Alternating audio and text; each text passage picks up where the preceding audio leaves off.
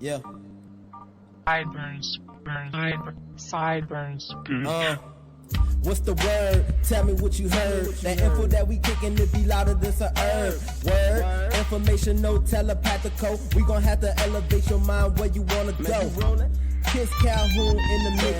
Sideburns dropping all the beats. It's a hit. It's a podcast you don't really wanna miss. So sit back, relax. Let's talk for a bit. What's the word? Spitting out the game that you need. What's the word? Make it say yes indeed. What's the word? Something that you wouldn't believe. What's the word? The word is for you to receive. What's the word? What's the word? What's the word? What's the word? What's the word? What's the word? What's the word?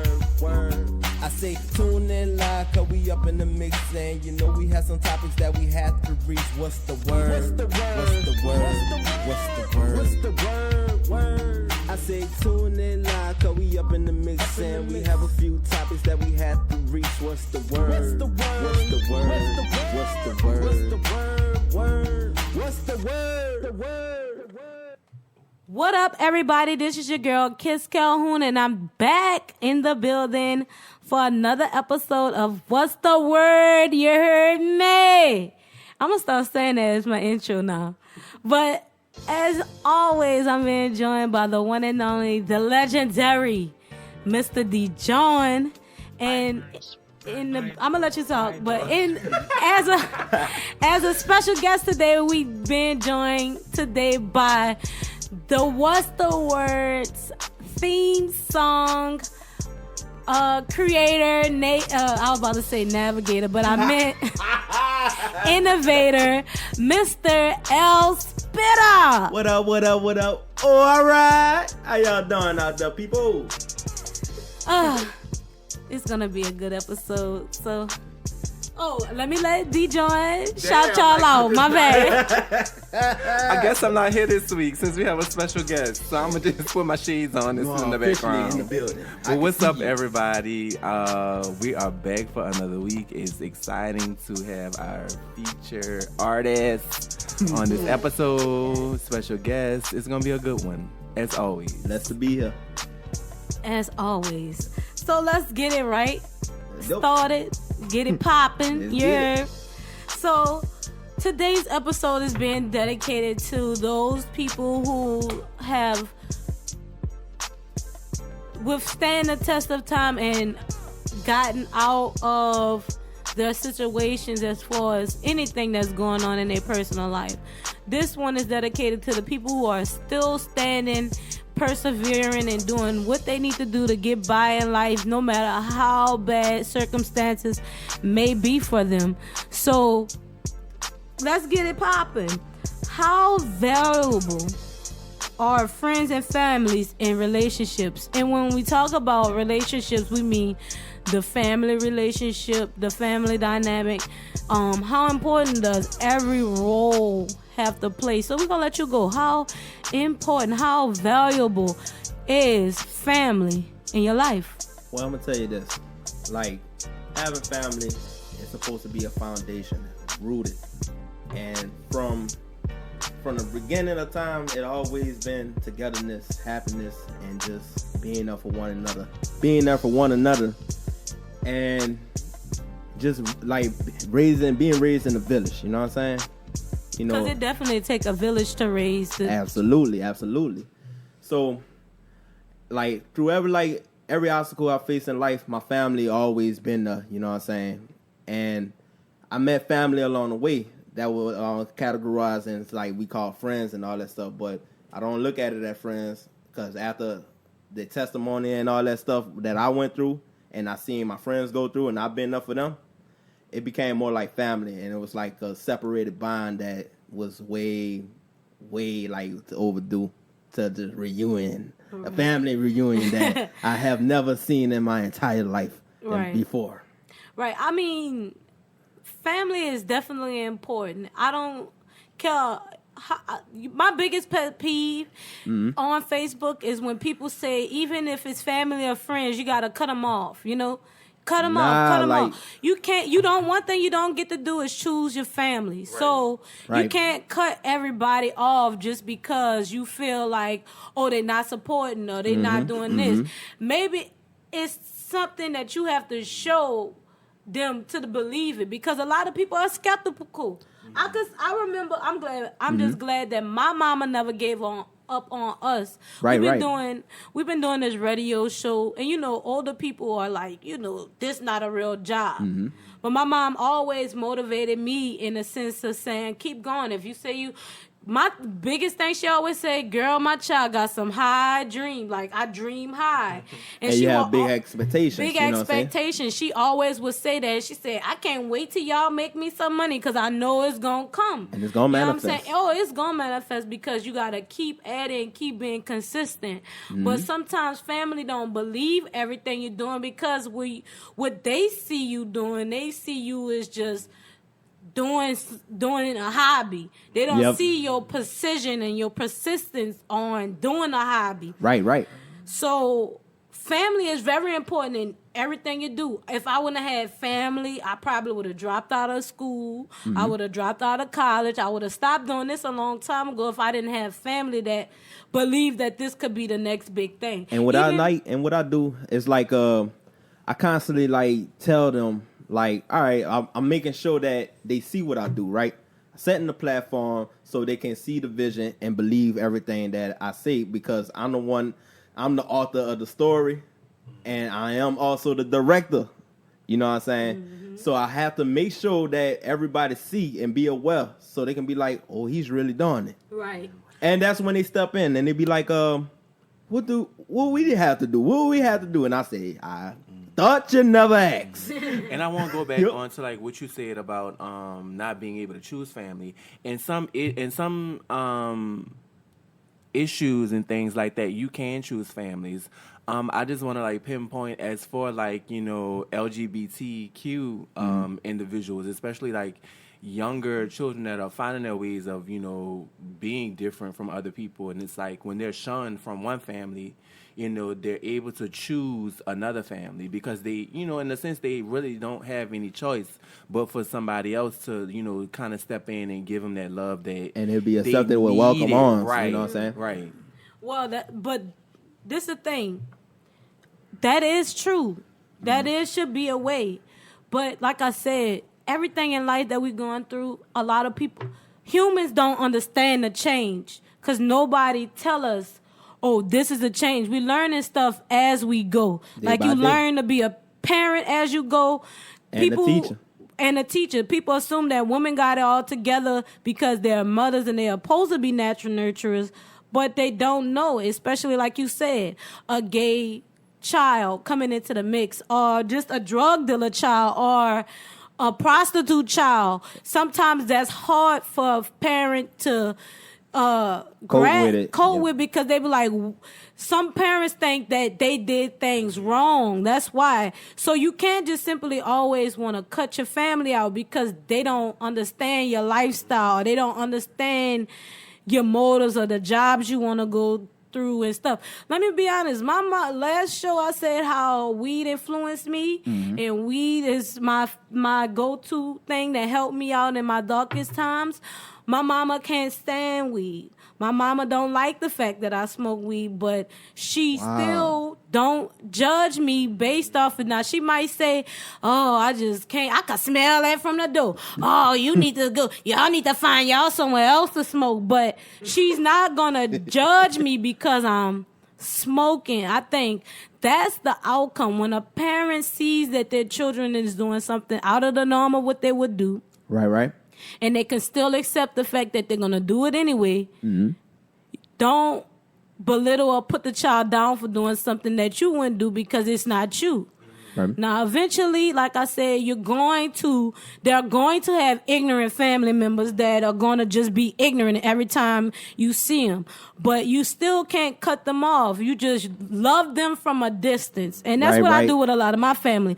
Because I have vivid dreams about beating some of my family up because they aggravate me. Who you telling? And I was like... Boy, I tell you, boy, I tell you from the I mean, like, I get. Boy, I tell you. Like, I get what you're saying. Like, you do have to love people from a distance. But it's like... You gotta learn. Yeah, it's like you just have to...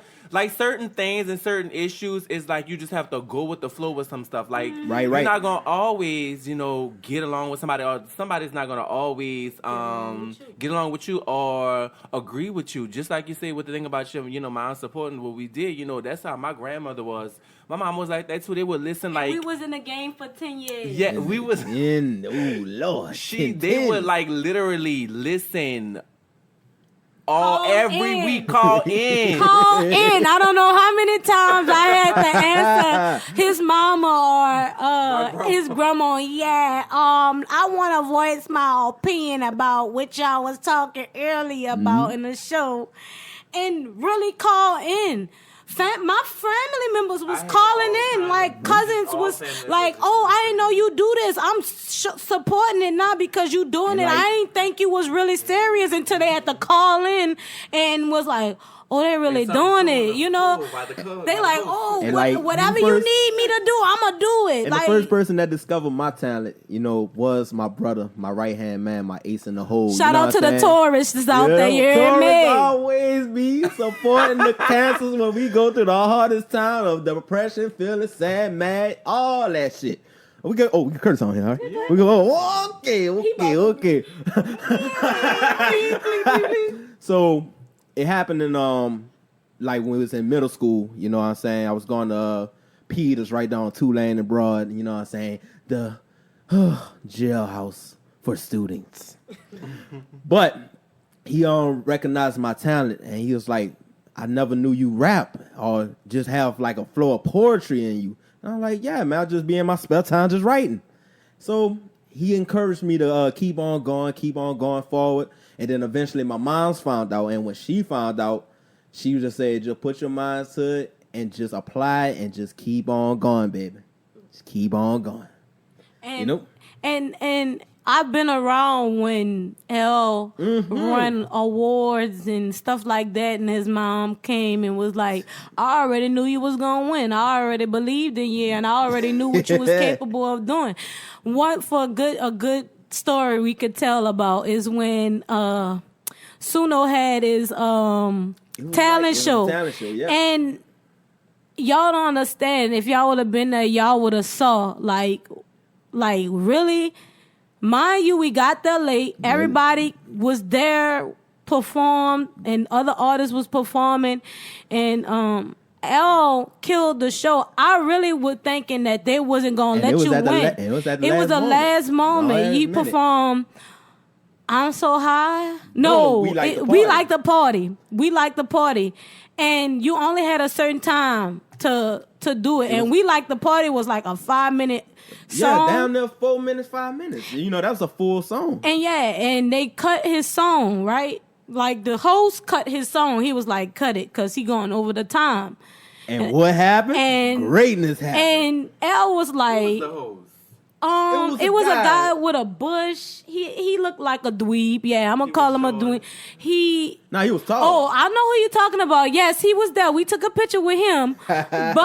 but we ain't talking about him. We talking about the host. The host was just an asshole. He was cutting people's stuff off. And he started it late, and it was like, what you cutting for? There's not really many artists here that's performing, so why you cutting their songs?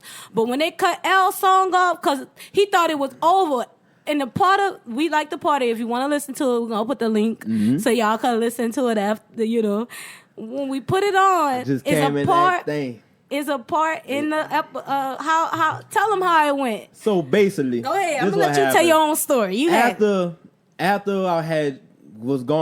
did the first verse, and then I went into the hook. Right after when that hook went off, he cut me short. And I was just standing in front of him. Because the hook goes, we like the party. And it just, we like the party. And so it just, we like the... So he thinking it's over, and so he cut your song, and then what happened? I just came in that thing and said, fuck, I must have blacked out. Did I just pass out? How did it in my house? Who the fuck are you? Where my fucking car keys? Who got the wallet? Shit, y'all. It was in my pocket. And it went similar like that. So the whole crowd had a big old reaction. Was like, well, damn. And let's not to mention that the DJ hyped it up because shout out to DJ Mizzle. You know, because after they cut the song, he just got on his pad and just started playing freestyling with the beat. Like, that sounded like that was a good time. What? Oh, when was that? This was in 2017. Yes. Talent show 2017, and he was like boom, cat, boom, boom, boom, cat, and then L went acapella based off of the thing, and then kept that tempo. Mind you, we came deep, and then mind you, all of our people are hype. So when he did that, all of our people jumped on stage with him, hyping the crowd up, and that's when the whole crowd got involved, and he finished that shit and won the talent show. Out of everybody who came. And mind you, they had some fire other artists there, which they did, that performed and that came deep. But they didn't steal a crowd like L did. And I think that's what made it fun to be there and for you to win. And I'm just glad I was able to experience that in the early beginning. A big experience. And then definitely like my brother always said, everybody that's close around me, they said you have a big charisma. You have big charisma and energy. And like they just travel so far. You can go so far in this world with that type of energy. And you really can. You really can. And that's why I said, like, that's why family and friends are important, because had it not been for your friends and family that night, being hype, being supportive of the song, knowing the song, hype you up, got you hype. Right. You wouldn't have won. And not to discredit like any of the artists that have done it without, family, because you do have a lot of artists that, have made a big name for themselves, not with any family and friends support. But it's just always good to have that support, And don't get it twisted. It's better. When I heard when they didn't have like certain people supporting different artists, they had a guy that played on the guitar, remember? He played on the guitar and he was sounding good on the guitar, but he kept stopping. He kept stopping because he kept forgetting riffs and stuff like that, and we just hyped them up. And just to give him encouragement to keep going, you know what I'm saying? Keep pushing through. It may look hard right now, and the obstacle may look tough, but you can just get through it and keep going. You gotta still stand on your 10 toes. Keep standing. You gotta do everything you gotta do to get it to where you wanna be. Even if you don't have family support. Like, an example of me not having family support, I played softball. That was my only sport I ever played. I never knew. And I was a beast. Okay? I was a beast. So you was the pitcher or I was the batter? catcher. I was a good catcher, but I was an even gooder batter. Like, I was the only one who could. I never saw you bad. And that's sad because you're my friend. We gotta go to you never been cage. I was I was games. I just never remember her batting. Like, I'm so serious. I always saw her catch. I never saw you bad. But at least I don't remember her batting. Better. But that's what I'm saying. I didn't really have too many friends or family come to my games. So I was so good that other players' family members was hyping me up. Right. Calling my name. All right, Dad. Like, I had fans. I had a little girl would come and grab my bat every time I would hit it. And she was like, this must be your favorite bat or something. So she knew what bat I needed. She would, because see, with me being a catcher, I had to have my equipment on and have it off at the same time. So if we probably went into the next, I shouldn't be trying to put my equipment on because I got to be back on the field to catch. They had no other catcher but me. So when I would catch, I was a beast at that. I can only imagine. I could throw a softball bigger than baseballs, and yeah. Whew, I was a good catcher. They couldn't catch none of my balls, but I was humming them, and they was coming hard. I was the only person on my team when we played against these two teams, De La Salle and Benjamin Franklin. Benjamin Franklin. These two teams. These players was like cyborgs. They were already ready for these to play. I could tell you about. We lost, but I was the only player on the team that was hitting the ball. That was like could hit their ball, because you know these kids now they doing a real they doing a real swing with the arm. The regular teams They was doing that. I thought they was doing it back then. No. They was. What I'm saying is the way they was doing it like that's how you supposed like the to. form they doing now. Right. You know what I'm saying? No, Okay. it's the same format that you supposed to throw, but other teams was just throwing it how they wanted to throw it. They wasn't doing the fucking... The whip. Yeah, they wasn't doing the hand movement. So it was easier for us to play against other teams because they didn't know what they was doing. That's why we was beating teams like Corn. We was beating teams like Rod Wayne. We was beating because they didn't know how to throw it. Man, I was the only one that could do it. I was the only one that could do and get the ball and get the job done. We might have had 1 point because I sacrificed myself, right, but allowed the ball to be hit so somebody else could run.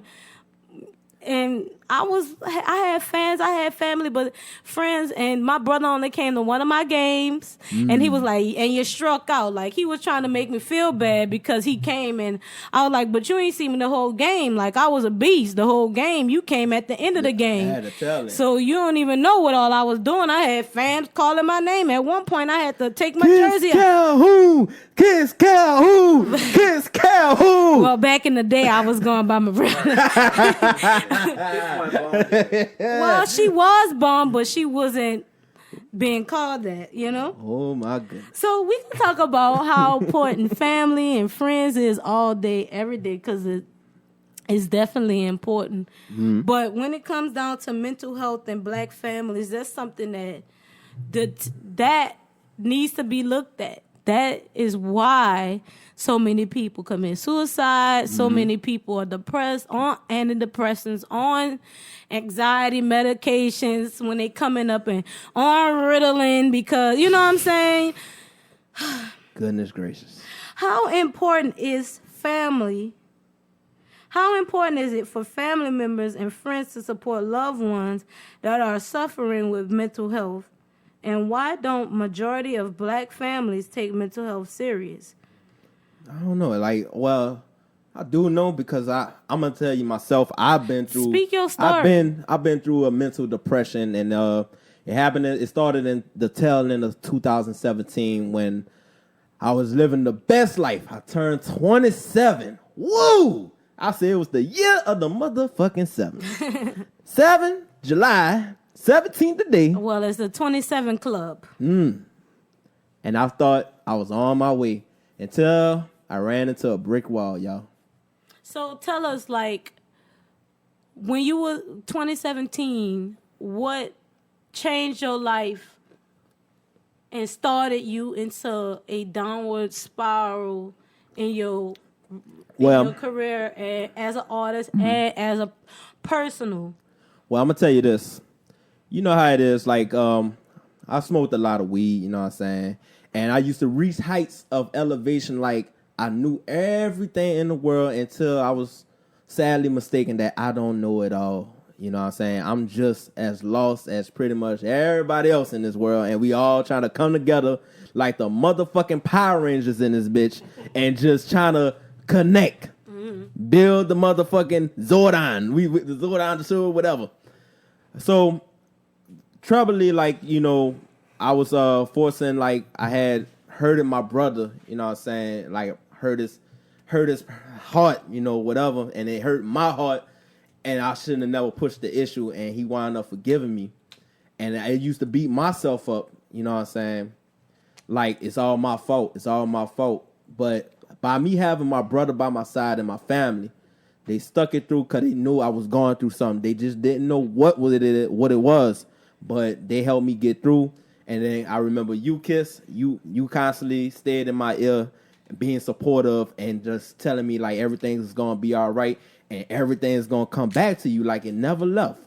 You know, you gotta keep on believing and pushing, and everything is gonna come back to you. I was going through a hard time, especially throughout 2018. I was on antidepressants and everything. You know what I'm saying? I was like a fucking vegetable. A vegetable. Can you imagine that? Yeah. You know, I was around, so I know how you really changed from being the L that we're talking to right now in this interview. Transformation, baby. Until Transformation. Y'all don't understand, like, if to see L Spitta personally, you'll know his spirit and how happy-go-lucky he is. And when he went through what he went through, it literally changed that person. It literally did. Like, yes, tell indeed. us, like, certain things that happened during that time that questioned family and friends that you kept around you. Mm-hmm. Like, in 2017, you had Roast. Yes. Everything was going good in the music. You were rapping. You were enjoying winning awards. life. We were traveling. You was getting hotels like it was nothing. Yes, indeed. Bottles Yep. like it was nothing. So when did it start for you that you realized that your life started to turn for a different? Well, I'm gonna tell you, like, by like not having the conviction that I used to have. Like, I have all the conviction back now, but during that downfall, I lost my abilities. You know what I'm saying? Like, what made me so unique and authentic, and I got around the wrong people and got brainwashed and hip to what they do instead of paying attention to what I do, like my own brand and all that stuff. And I just let it slip away. It was just only temporary, though. It was just temporary. Every storm is temporary. So what happened, you know, we was just like smoking and everything. And I hear one of them say, "Oh, you smoking that dope?" So I'm like, "Dope?" And I just clicked out, spazzed out, and I had so much adrenaline pumping, and I just didn't know what to do, and I just lost my fucking mind. So I had to slow down. Once I slowed down, I got out of that situation and went back to my family. And my family felt like I was supposed to go to the hospital, so they registered me into the hospital, you know, just because they wasn't for sure. And they were scared, and I thought I was going to die in the hospital. I felt like I was on some Kanye West. They got the opioids. They're trying to kill me. And that's how I felt. I felt like I was put in the Kanye West situation. You know what I'm saying? And I wasn't not talking to nobody. They had me almost down there, butt naked, and I'm singing Boys to Men, Mama. That's Boys to Men? That Boys to Men? I was singing, Mama, you know I love you. Had my eyes closed, ain't want to talk to nobody. And then all the black people that came to me, I was like, "You a queen, huh? You a queen. You my guardian angel." I was doped up, y'all. I was on the medicine. They put me on the medicine. I just remember that moment like it was nothing. And it was like, he got a grip on his penis. He don't want to let his penis go. We gonna have to pry his hands loose. Sorry for the drool. They gonna have to pry his hands loose. And they put it all in the report, and I'm just sitting reading the report, and I say, "Oh my God, I really did all that shit." Wow. Wow. So after that, and you finally got out of the hospital, right, and you finally got a grip on, what exactly did they diagnose you as? Oh, well, for them, they diagnosed me with bipolar. Wow. Bipolar. And I'm like, at that time, like, you know, I believed them. You know what I'm saying? And I'm like, I'm questioning myself, am I really bipolar? Or maybe I just have a lot of personalities, and they be talking to me like the one I'm doing right now. I'm like, nigga, what the fuck you just did wrong? And I'm like, I don't fucking know. I mean, you tell me. Bitch, I'm with you if you tell me. And I'm like, oh, all right. Calm down. The other motherfuckers just come up. Calm the fuck down, Al. So take your time. So you basically went through an episode change. Yeah. And how did you like overcome that? Because like obviously I seen the change. Like what time frame? When did it occur to you that it was time for you to stop living in living with a sickness and let your sickness live with you?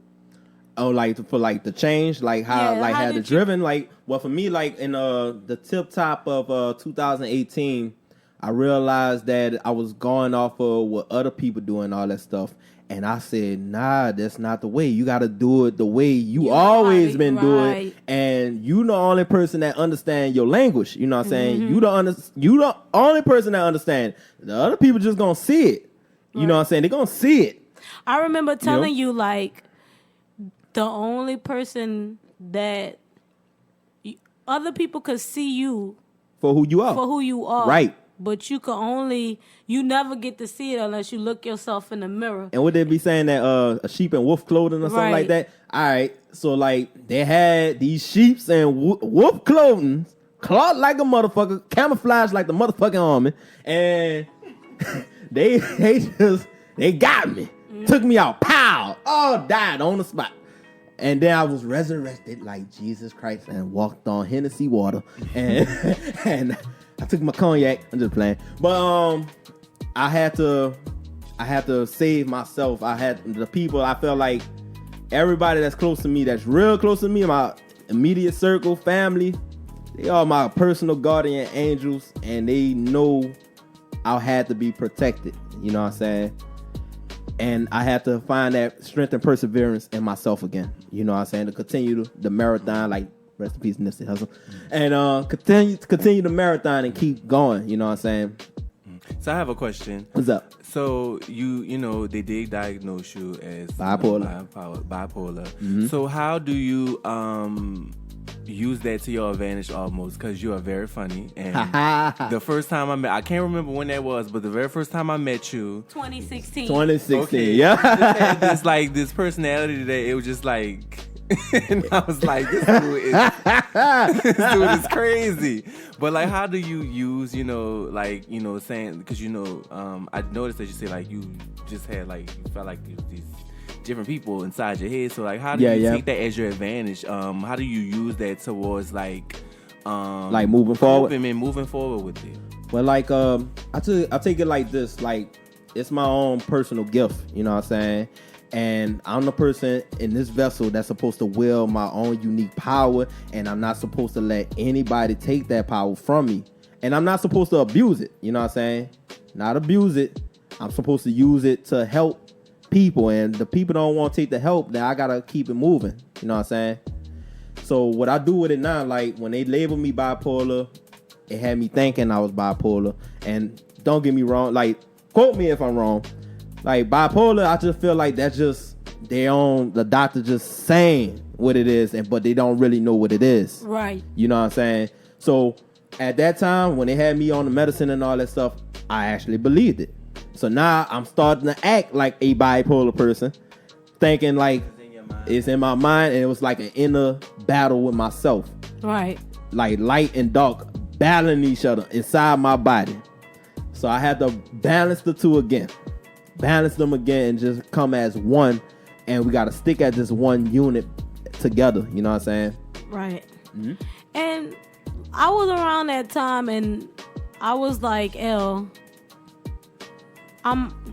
long as you got a friend like me in your corner, you don't really have to worry about, because the people he talking about that wearing sheath wolf clothing. Oh my God, man! You know how they tell you know how your mama tell you don't trust certain people, mm-hmm. and you don't listen because you like, she don't know them, I know them, they wouldn't do me that, they wouldn't do that to me. I feel like your mama know, and they know best. I feel like that's woman intuition, and I have that because I am a woman. I'm gonna be a future mother eventually.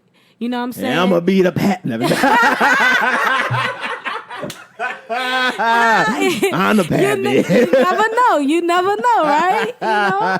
But now you made me lose my train of thought. But still, like around that time I was saying like, I don't trust these people, and around the same time you was telling me you didn't trust certain people that I was hanging with. Right. But because we seen it from two different angles and perspectives. We were going through perceptions. Like we were perspective. No, the perception I think that's the word. People. Like the people was seeing it from different perspectives. Yeah. Right.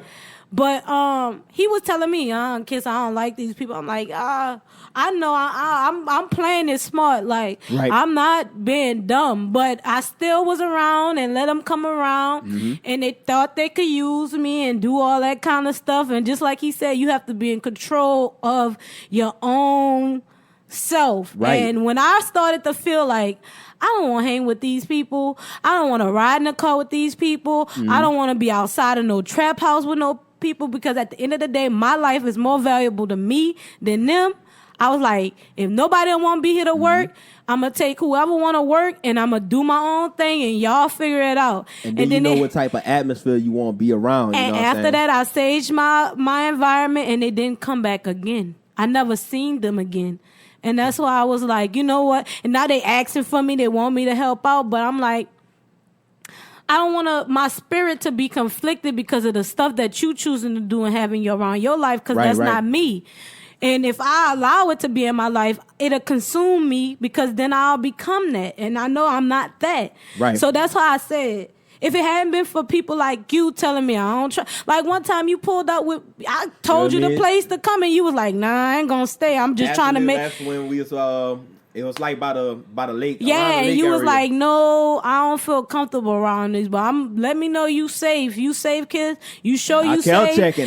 You want to ride with me? Like you want to ride? And I was like, I'm good. I'm trust me, I'm good. And I had to realize that I was good, but I wasn't good at the same time. Right.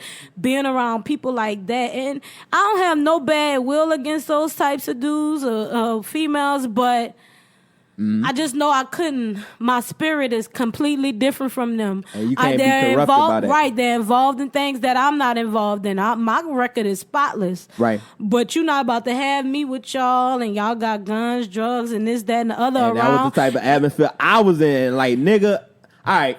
We both are types of people. We're both those types of people that didn't grow up in that kind of atmosphere. So the way it affected you, it affected me, and then it affected us two different ways. Right.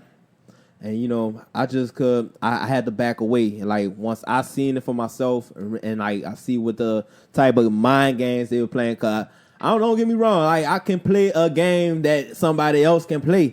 But I'm like, Two can play that game. Two can play, there you go. Two can play that motherfucking game. And I'm like, bitch, I should have been like, that motherfucker right there. Bitch, who the fuck you playing with? Right. And show some authority. I want my motherfucking dignity. You know what I'm saying? Show me some respect when I'm in this motherfucker.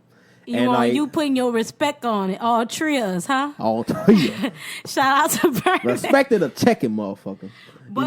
But so, Dijon, like, how was it for you as far as, you know, you openly gay man, you dealt with, no, we didn't talk about this in the show. We talked about it back in the day when we was on our older show. Right. We talked about, and that actually was our best show. That show when we talked about kids being openly gay and how they accepted by family.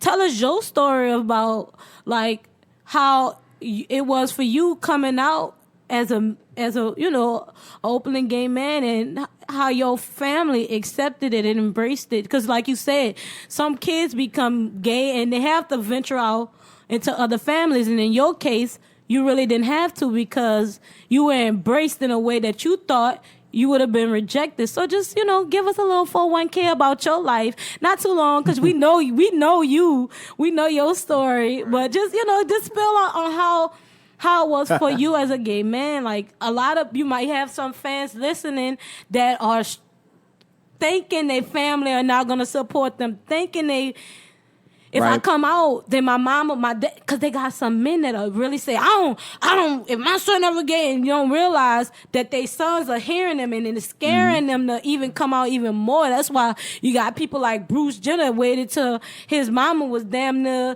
dead to say he wanted to be a woman. You know what I'm saying? Okay.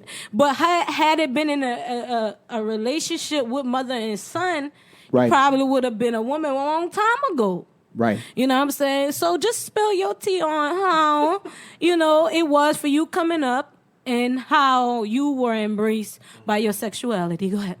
Mm-hmm. Well, I won't speak too much on it. But I mean, I was just like any other, you know, kid finding their themselves. I knew at a very young age that I was different from everybody else, that I was attracted to males, but didn't. But he did date girls. Go ahead, spill that. Go ahead, before you all went K. Is this my life or yours? I'm just trying to find out. But yes, that was the case because I was peer pressured and I was basically pressured into, having to do that because a lot of people were, saying those, bad, evil things about me and, just like other, boys that go through that.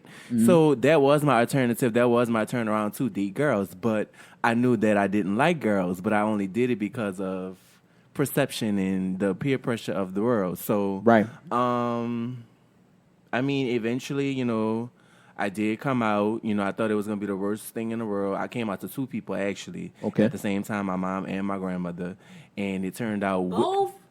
Both women who are prominent figures in his life. Strong role models. Yep. Strong week. No, we didn't. A gang. I'm just injecting myself into saying to people that if you didn't hear in last episode, he said that how his mom and his grandmother played a pivotal role in his life. So their acceptance matters the most to him.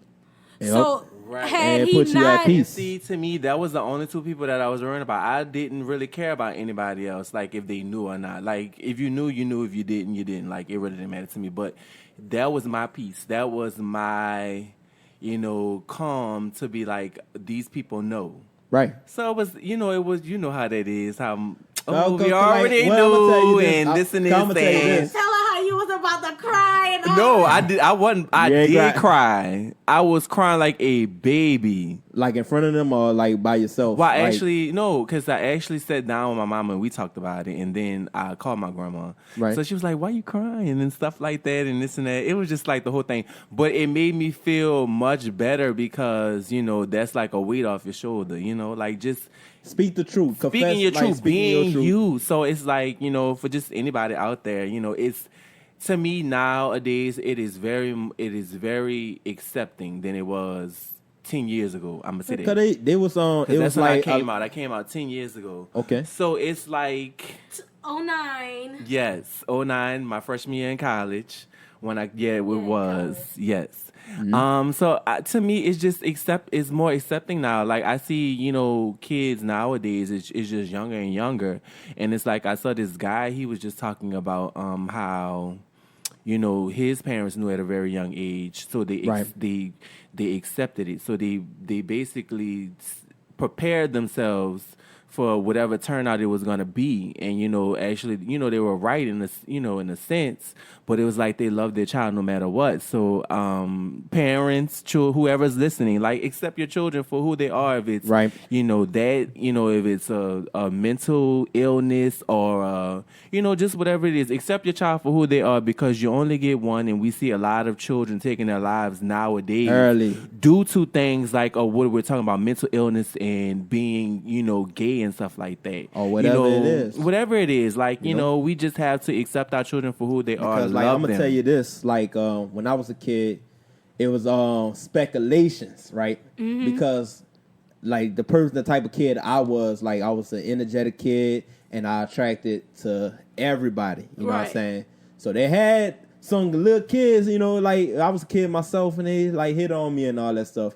Even like used to do butt taps and kisses. I'm like, I'm confused. What is going on here? I'm fucking confused. What is this? Right. So like, and then I was like a fat kid. So like a lot of girls at the time, they would prefer like somebody that's like built. Muscular and stuff like that. Mm-hmm. There you go.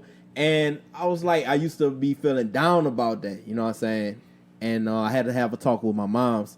And my mom said, just keep on being your unique self. You special. You know what I'm saying? And then when I talked to my grandma, who is deceased, you know what I'm saying, passed away in 2010, she used to always say, you're a superstar. And your light is going to shine in the darkest times. Right. And you're going to manifest, you're going to grow into something great. Shout out to Kid Cudi for the superstar. You are what you No, say. and Lupe Fiasco. Ooh, wrong person. And Lupe. Kick, Shout out. push. Kick, push. Shout out to So like, Shout out to Lupe. Sorry, wrong person. but the jump. I wasn't about to say every black person looks alike, but hey, they both sound the same. But I had to make, like, it was always my decision on what I wanted. Right. You know what I'm saying? And just like how I had to talk with my mom, I was like, Ma, what I like? She like, you love titties. I was like, hey, how you know I love titties? You suck my titty until you start nipping on my shit. And I was like, whoa, okay. So that's how, but that's true. Like certain parents know. Parents know when their child gonna either be straight or gay, pansexual, bisexual. I don't know all y'all letters in y'all community, but I'm just saying. They know before we know. They know before you know, and they just wait for you. And that's what I'm saying. When Dijon finally came out, you saying you didn't care about if your friends knew, but you kind of did because all your close and immediate friends. Y'all did know too. I actually told him when he finally came out. I told him, I said, I've been new since elementary. That's how long we've been knowing each other. Right. I was like middle school.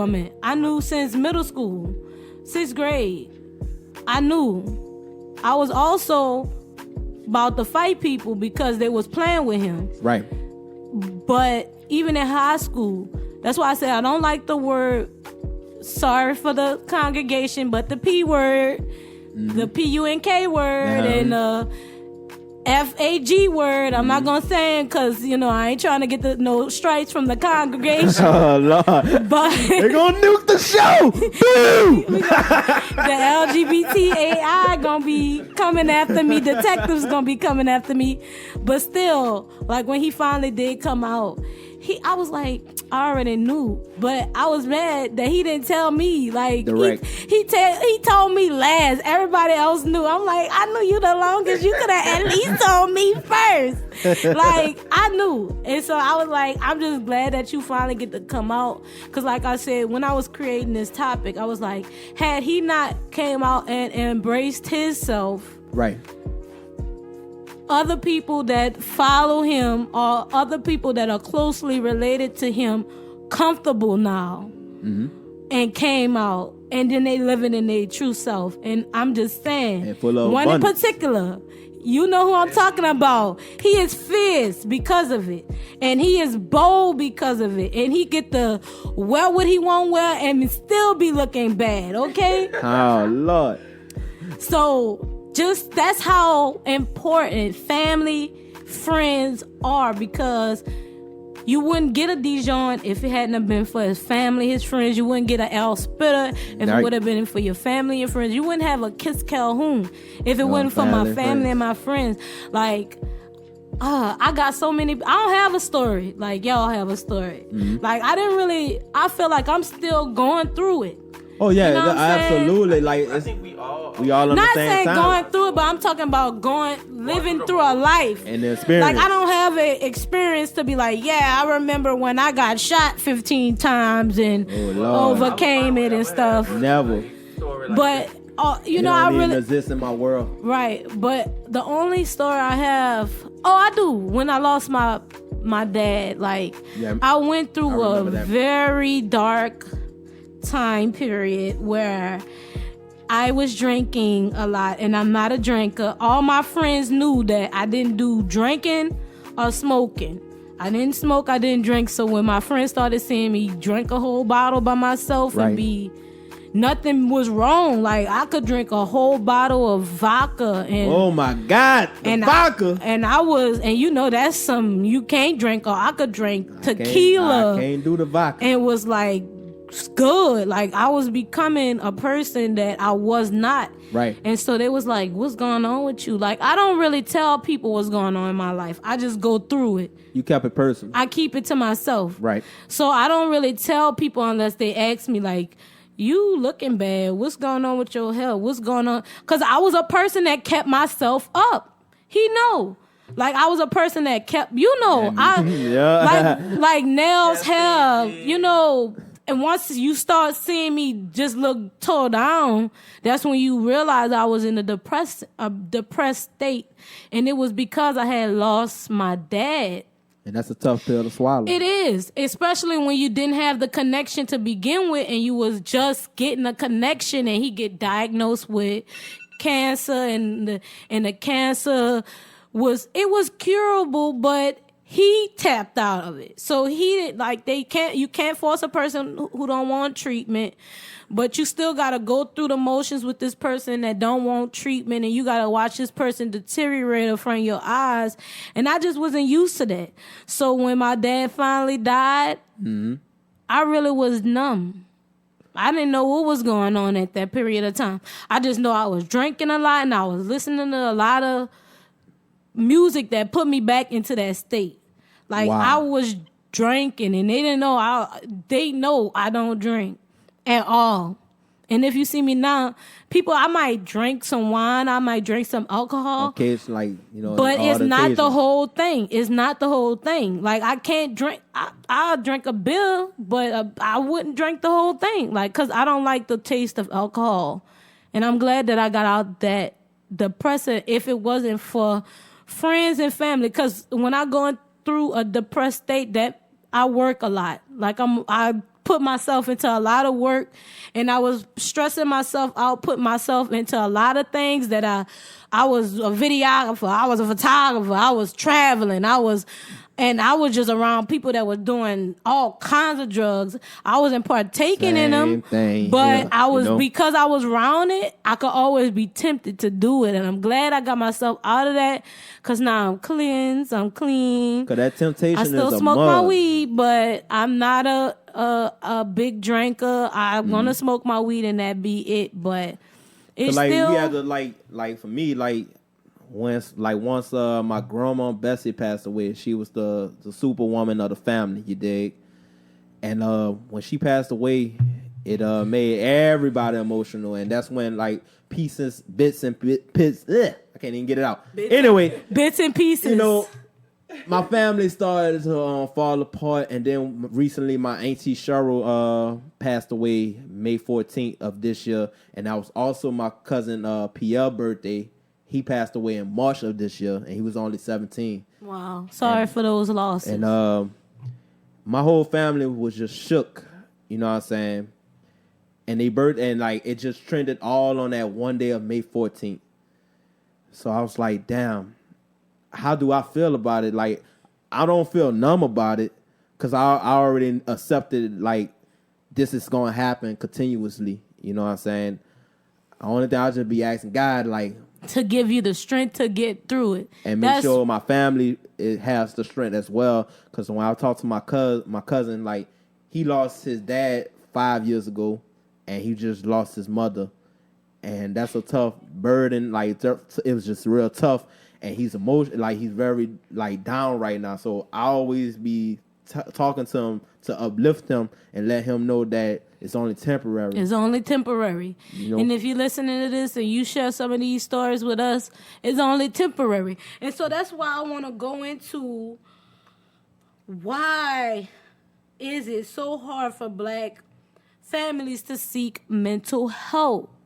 Because, yeah, that's right. To seek therapy, my bad. To seek therapy when you're dealing with mental health, because we all talking about how we went through a depressed time. We went through this. We went through that. But we don't, no family in our community talks about the need to go sit down with a therapist and talk. Right. I'm fortunate that I experienced therapy and got to talk with, matter of fact, I told y'all I didn't have a story, but I actually did. Okay. The reason why I don't like to drink is because my dad was a functional alcoholic. He could drink, and he got us into a real bad car accident where I had to save my brother's life, even though we wasn't really injured, but I got into a bad accident where my dad was under the influence. I had to see him go to jail for putting our lives in danger because he was under the influence. And then I had to deal with a lot of stuff as far as my daddy not taking care of himself, right, and having to get surgeries for this, because he want to drink his whole life away. Right. And so then fast forward and me becoming an alcoholic, you are your parent. So you tap into that. Right. My mental therapy was for my friends my mama to tell me. That's exactly what I was going to go to. Like, I ain't have to go to no motherfucking doctor. My family is the motherfucking doctors and everything I need in this motherfucking world. But when I was in that car accident, I became traumatized with cars. Like, I couldn't get in a car and drive nowhere because I was so scared to drive. Oh, and did I mention, during that 2017, it started June 6th. That's when it definitely had made a change in my life because my great nephew was being born. I got in a terrible car accident. Right. Wrecked totaled my brother's car, and that same day, I had to go to Oakland, California to do a show. Won it, by the way. I won the thing, and I was still functioning, and I was high as shit. Cause I got on the plane, I gotta smoke something when I get on the plane. Not like my nerves don't be bad or nothing. Like, I just felt good. I was just like, oh, high vibes, high in the clouds. I need some cloud to vision in my motherfucking life. So, and then after that accident, that's when the whole 360 just turned for me. That's the same thing for me. And my mom saw that I was having a tough time driving with certain people and driving the car. So I had to sit down with a therapist and we talked about like why I don't like to drive and stuff. Mm-hmm. And it actually helped me. I don't like to drive fast. Right. But I could get in the car and drive. I could get, like, when I was a kid, this happened, like, I was 5 or 6 when this happened.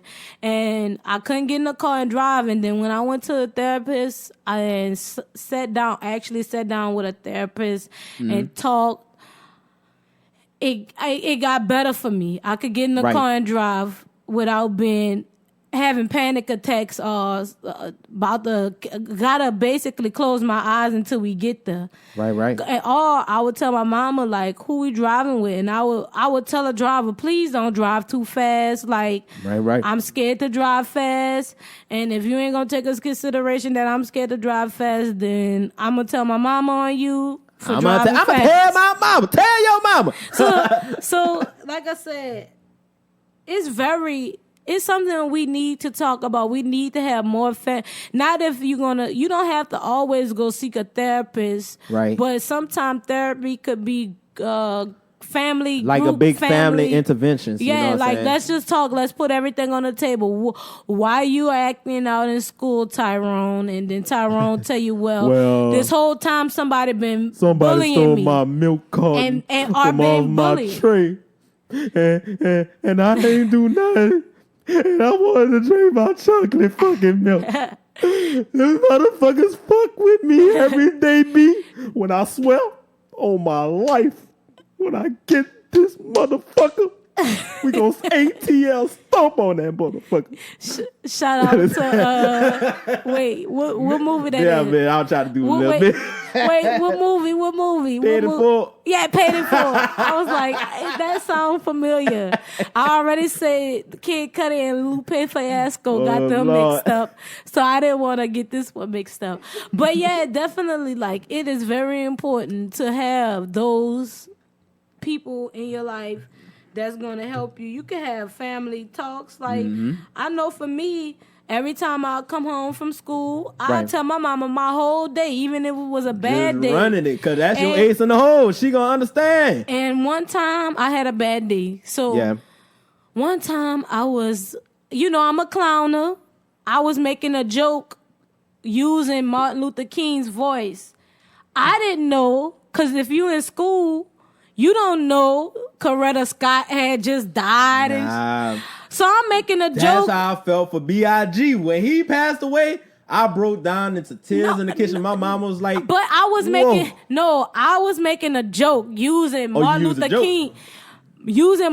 King's voice, and I didn't know that his wife just died. Whoa. So the bus driver, before I about to get off, she pulled me to the side and try to scold me from the joke I made. But I wasn't making a joke about him. I was making a joke using his voice. Like, use his voice for a reference. Yeah, you know how you use Bernie Mac Motherfucker. Right. We in the motherfucker. What's the word show? With this y'all kiss cat. We in this motherfucker. You better check and respect him, I'm a bitch. What?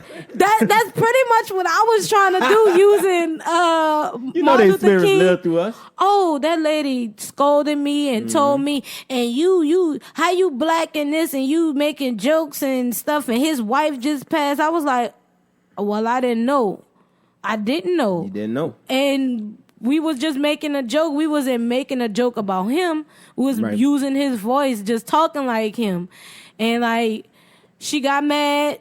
And that messed up my whole day because you only hearing bits and parts of what we talking about. Right. So you took it upon yourself to scold somebody when you didn't know what we was talking about. And now you messed up my day.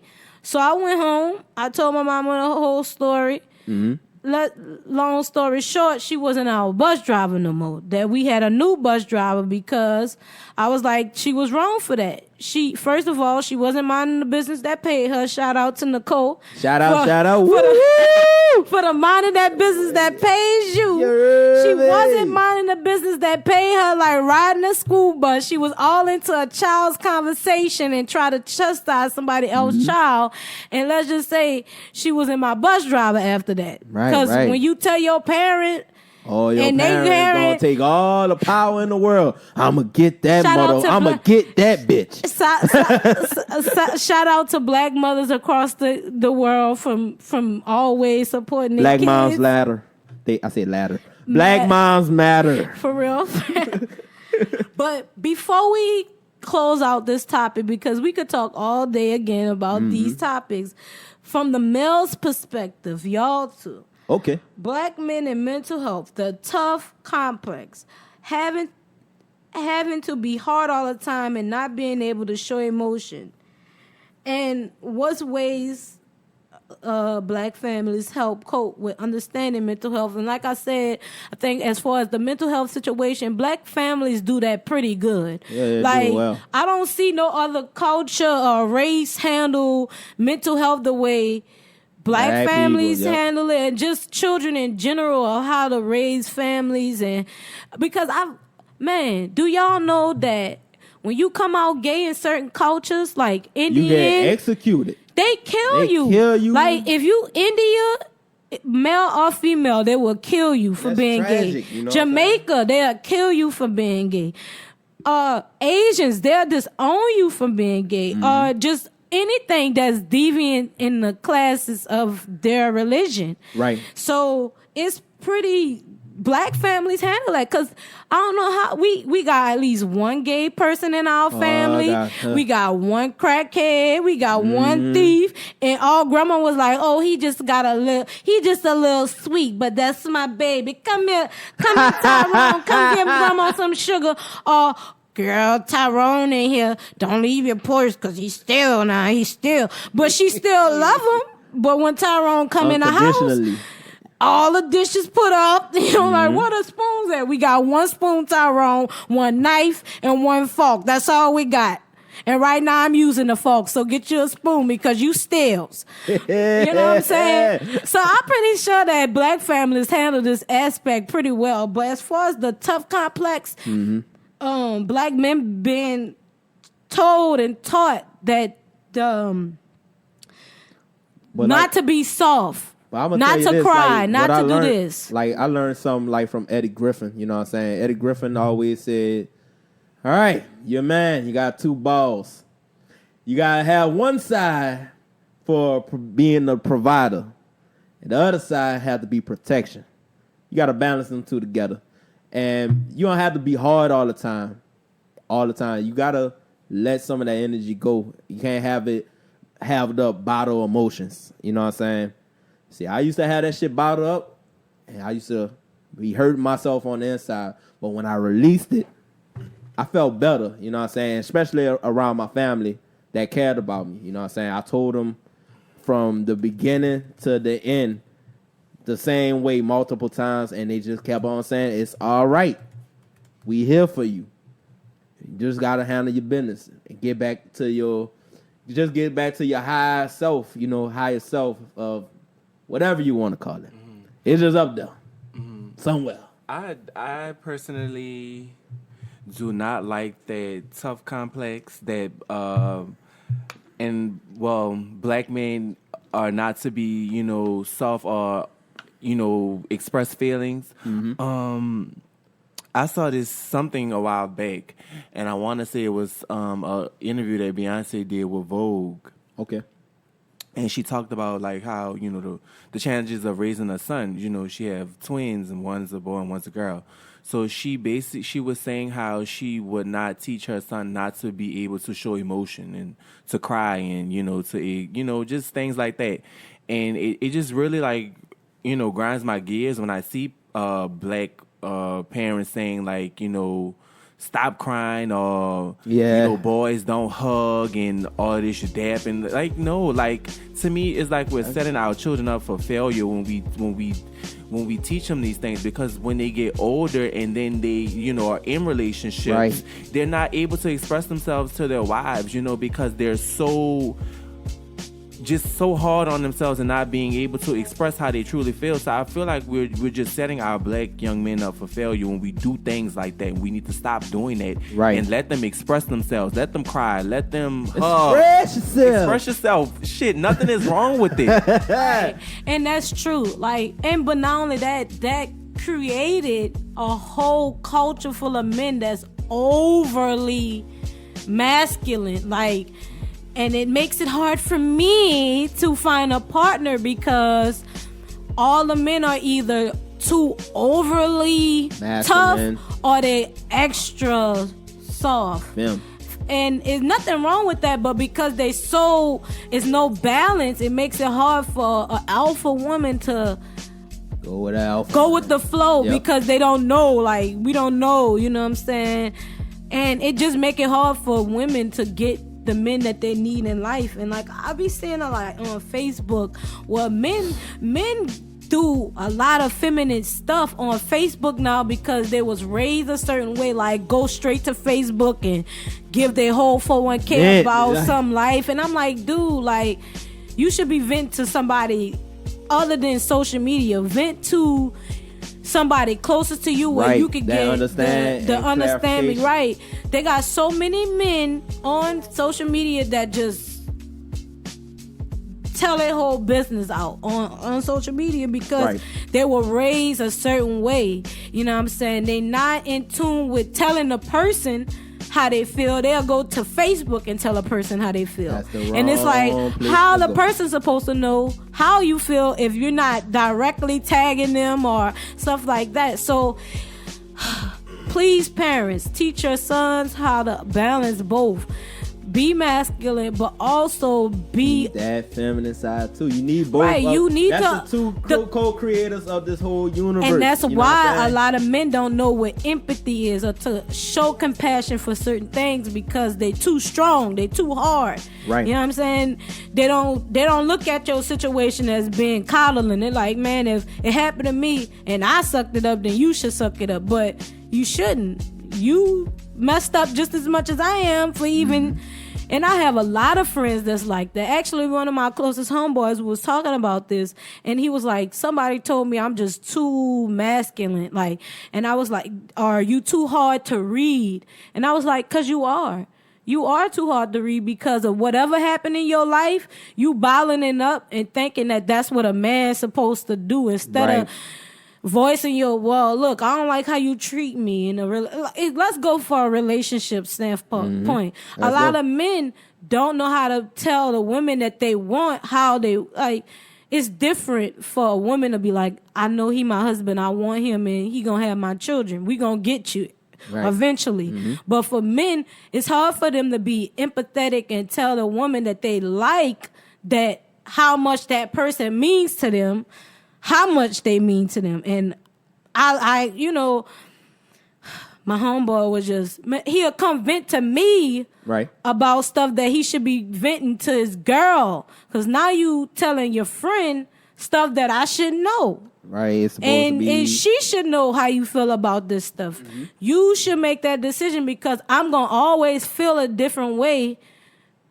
From how she feel. And I'ma see it differently because I was raised different. I was raised to be hard and soft, just like some men need to be raised to be hard and soft. I'm raised hard and soft, so I could see the perspective of how you feeling as a man, because I grew up with a lot of male cousins. I seen it happen. I have more male cousins than female cousins, so I seen and so I know how you should play it. But I also, as a woman, I know how you should come to a woman and say how you feel. You shouldn't be holding it in and drinking and then come to your female friend and try to vent and say, man, I hate, she do this nigga here. This nigga, because I had to tell my friend to stop calling her a bitch. I had to tell him to stop calling her a bitch because that's how mad he was about a situation. Right. I was like, call her something else, but don't call her a bitch around me, because that word is just like any other word is the grading word, so please stop using that in your vocabulary. But eventually he got grown tired of the situation, and then he uplifted himself in the situation. But still, it's just so many obstacles that you go through, and as men, you can't cry. I don't personally want to see you cry, because then it'll make me cry. Well, you know that song? When I cried and you cried and we cried together. We better cry. We're going to get it out and we're going to overcome. We shall overcome. I'm not a crier myself, so when I cry, it shows that I'm really hurt or affected by it. So when I'm crying, some people be like, what's wrong with you? I remember he never heard me cry before, and I called him crying, and he was like, what the hell wrong with you? And my brother was in a car accident, and I had already tried to keep it together, but I had to call somebody because I felt myself about to have a panic attack. And then I kind of had a panic attack on the phone and was hyperventilating. That's why I was crying. So I had to call somebody closest to me to calm me down. I had to tell him the story. My brother just got in an accident, and my mama losing her oldest child, how this gonna affect her, because I had to be the one to tell her. And they called me. I'm like, first of all, how you got my number? But still, they called me. Had they not, we probably wouldn't have known. We would have went the whole day thinking where he at, and he ain't show up. And now ever since that also makes an anxiety thing. So that's why I said, sometimes the toughness, let your guard down. As far as men, you can let your guard down. Every woman out. Kanye West and Ty Dolla $ign. Right. Let your guard down. Let yourself, allow yourself to be vulnerable around other people so you can know the emotion and how you feel. That's why a lot of men don't understand or learn how to understand empathy. That's why when a woman is constantly telling them, like, you not treat me, you're not doing this certain way, they don't understand it. It's foreign. Like, I'm paying the bills, I'm doing this what you want me to do, but in reality it's not. You're not showing the empathy. You're not showing me you upset, showing me you're going through something, so I can know that what could it, like Nipsey Hussle said, you got to learn your woman, you got to learn your man too. So both works hand in hand. So you can learn what makes him upset, what makes him happy, what things he like. Because I feel like in the culture we live in, we don't show that. We don't show, as far as... It's like passive, right? Right. Very passive. They don't show us how women actually cater to men and their empathy.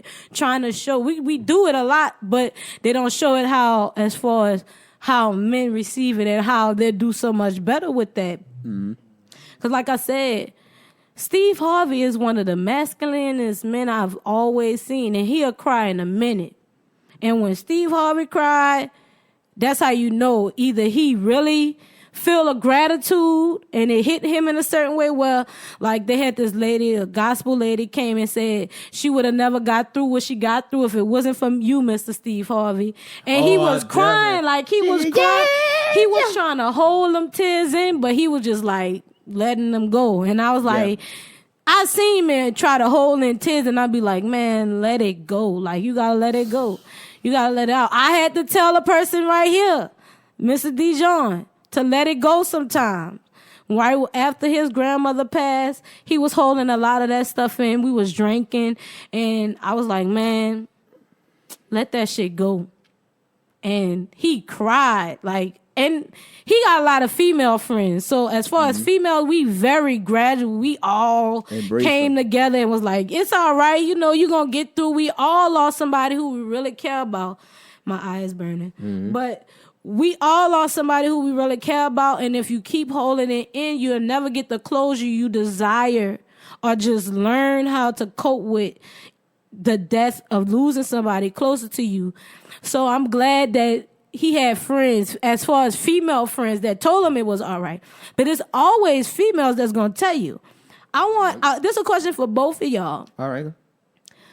How many men in y'all life embrace y'all as far as when you wanted to show your empathetic side? Like, how many men just give you a big hug and be like, man, let me hug you? I'm going to tell you right now. And how many men just be like, you know, it's going to be all right, and allow you to cry and y'all hug it out? Like, how many men in your life have played that role? I'm only going to say one, and that's my brother Glenn George Johnson, Gigi Pondo. That's the only person that embraced me like everything gonna be all right, gave me that brotherly hug, and it was just like I have somebody I can cry my shoulder on and be strong for me in the toughest times. And I had to be like strong for him. It's like vice versa. It's like go hand in hand with each other. So every time when he went through something, I was there. You know, we embraced each other. And you know, another thing that I like to see is just black men in general hugging each other and embracing each other, like actual embrace. I feel like everybody try to make things so gay and stuff like that. Everybody like try to say, oh, it's gay and all that. Bruh, gay in the definition of book means happy. Yeah, that's what it always means. It means happy. So if it's gay to be happy, so the fuck what? You gay too then. Okay? That's why I just can't stand like overly masculine men. That's why I don't really like to deal with overly masculine men. They're not really my type. But to me, like, it's okay. Like, you know, the question you asked, it would have to be my stepdad, which is my dad. He was in my life as long as the biological one. Right. But he showed me the real definition of it's okay to be, you know, sensitive. It's okay to be empathetic and hugging, saying I love you. You know, nothing is wrong with that. You know, so and then on top of that, it grinds your gears whenever. Does. That's why I don't. That's why I go back and say you know, when like I guess like the older I'm getting, I'm starting to realize different things and becoming more wiser. Just becoming more wiser, and you know, basically, you know, going back on the overly masculine men, like they have a lot of men like that, you know, within this community, and it's just like they try to over sexualize themselves as even though I'm gay, I still have to feel like a man. You know what I'm saying? So that's why they keep that masculine poker face up, because it's like I can't show this person, you know, that I have a sensitive side, you know, and it's just crazy. And let me tell you one thing. To me, I've seen more gay men more masculine than more masculine men be masculine. Because gay men would beat your ass and still braid your hair. I witnessed it. Will still braid your hair afterwards. Like, I told you not to play with me.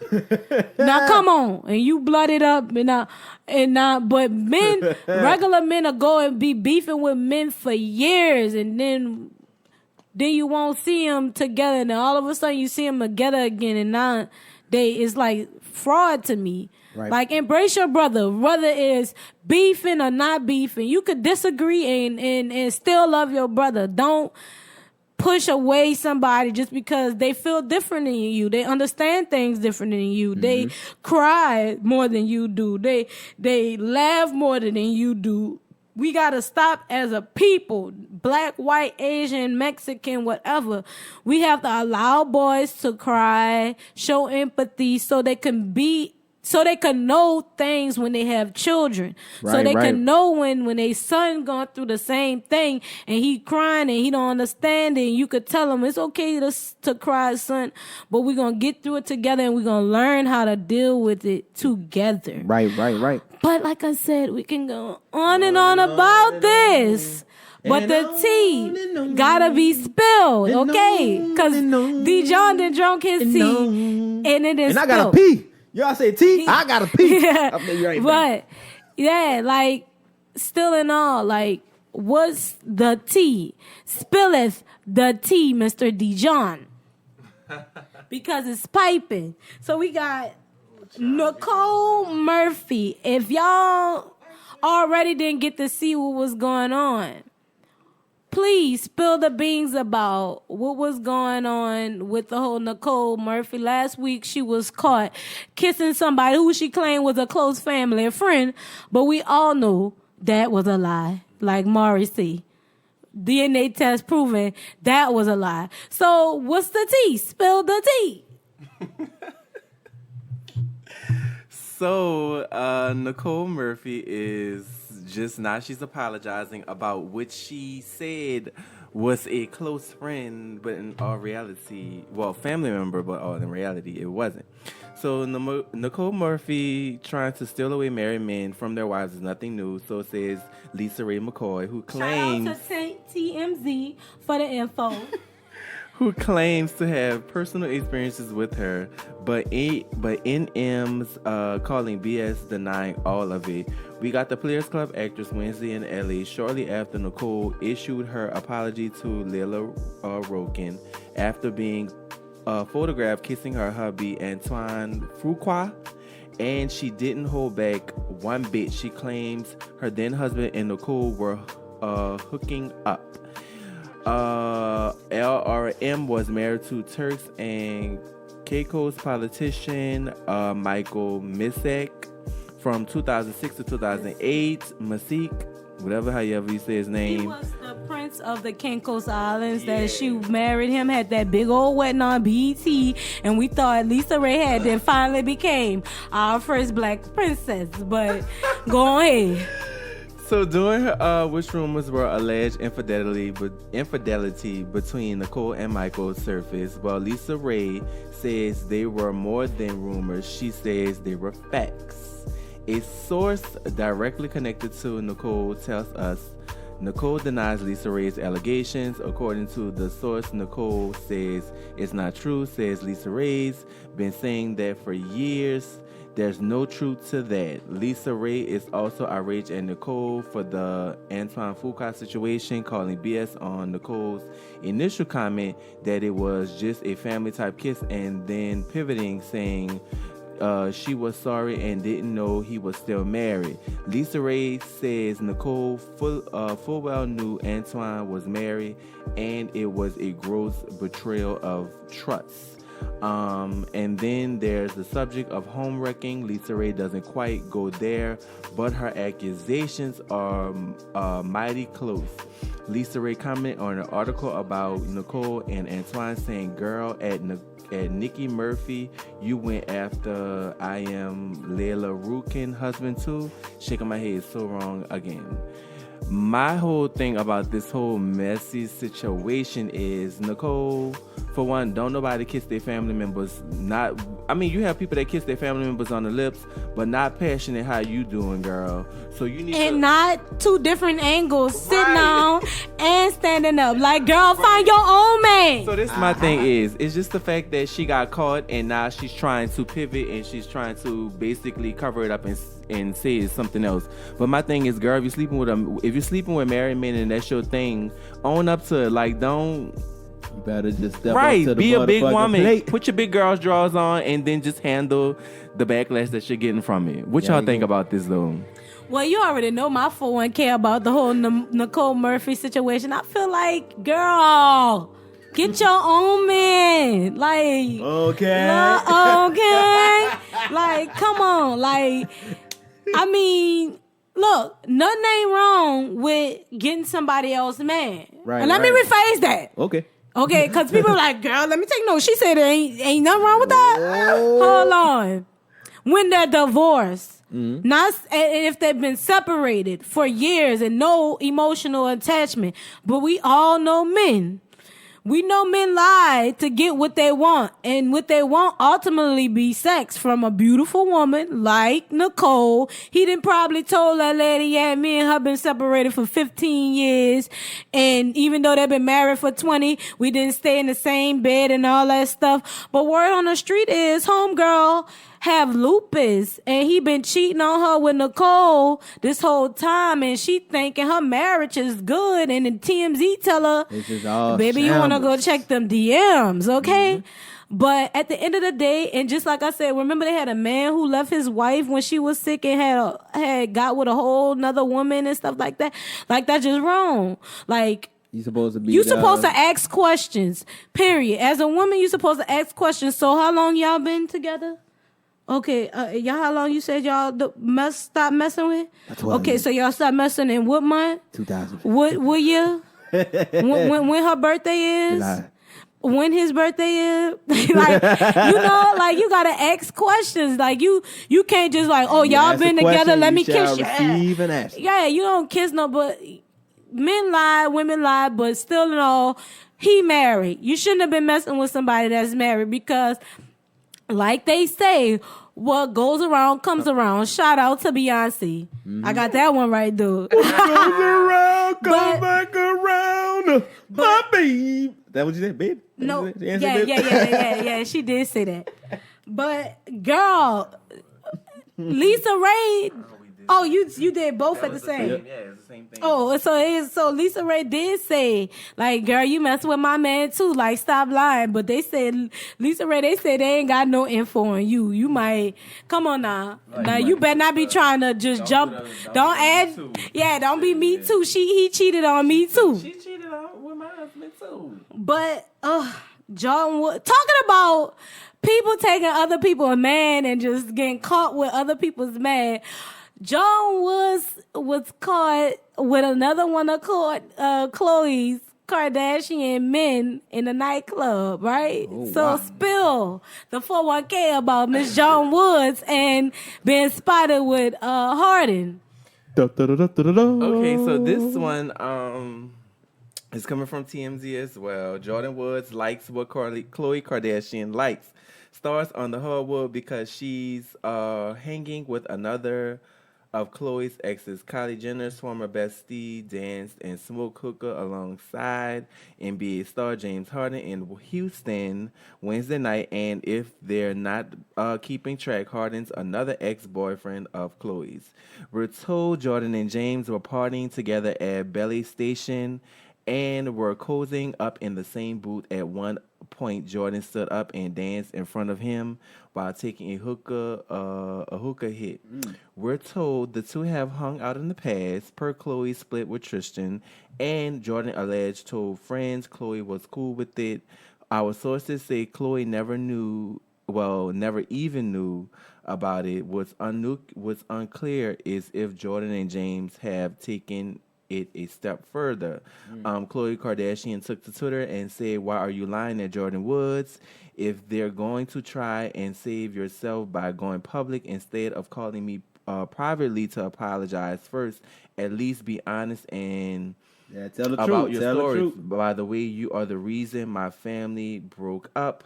Jordan took To Twitter. No, Jordan took to heart for contributing of the breakup of Khloe's family after alleged cheating with her baby daddy, Tristan Thompson, at a house party. Woods claimed it was just innocent fun, though, and said he only kissed her once. Khloe first blamed Jordan for destroying her fam, then took it back. Things got so bad between Jordan and Kylie. Kylie kicked Jordan out of her house, out of her guest house, and then they say, "Lamar, you've been warned."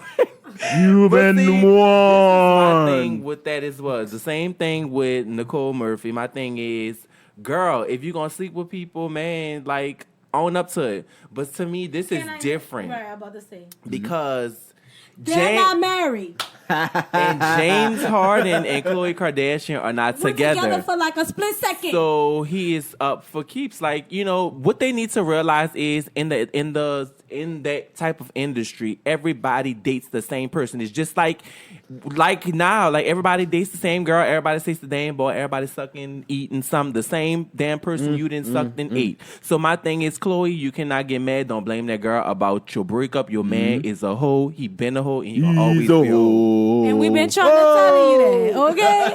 But here's my thing, just like you said. We talked about her, but we didn't talk about this. Man, this just happened recently about her. We probably did. No, what happened? Did we? I think we talked about Let me see. Because it just seemed like so... No, we didn't. We didn't talk about it. But still, at the end of the day, this is why I say it's different. Khloe Kardashian not married to her baby daddy. She not married to James Harden.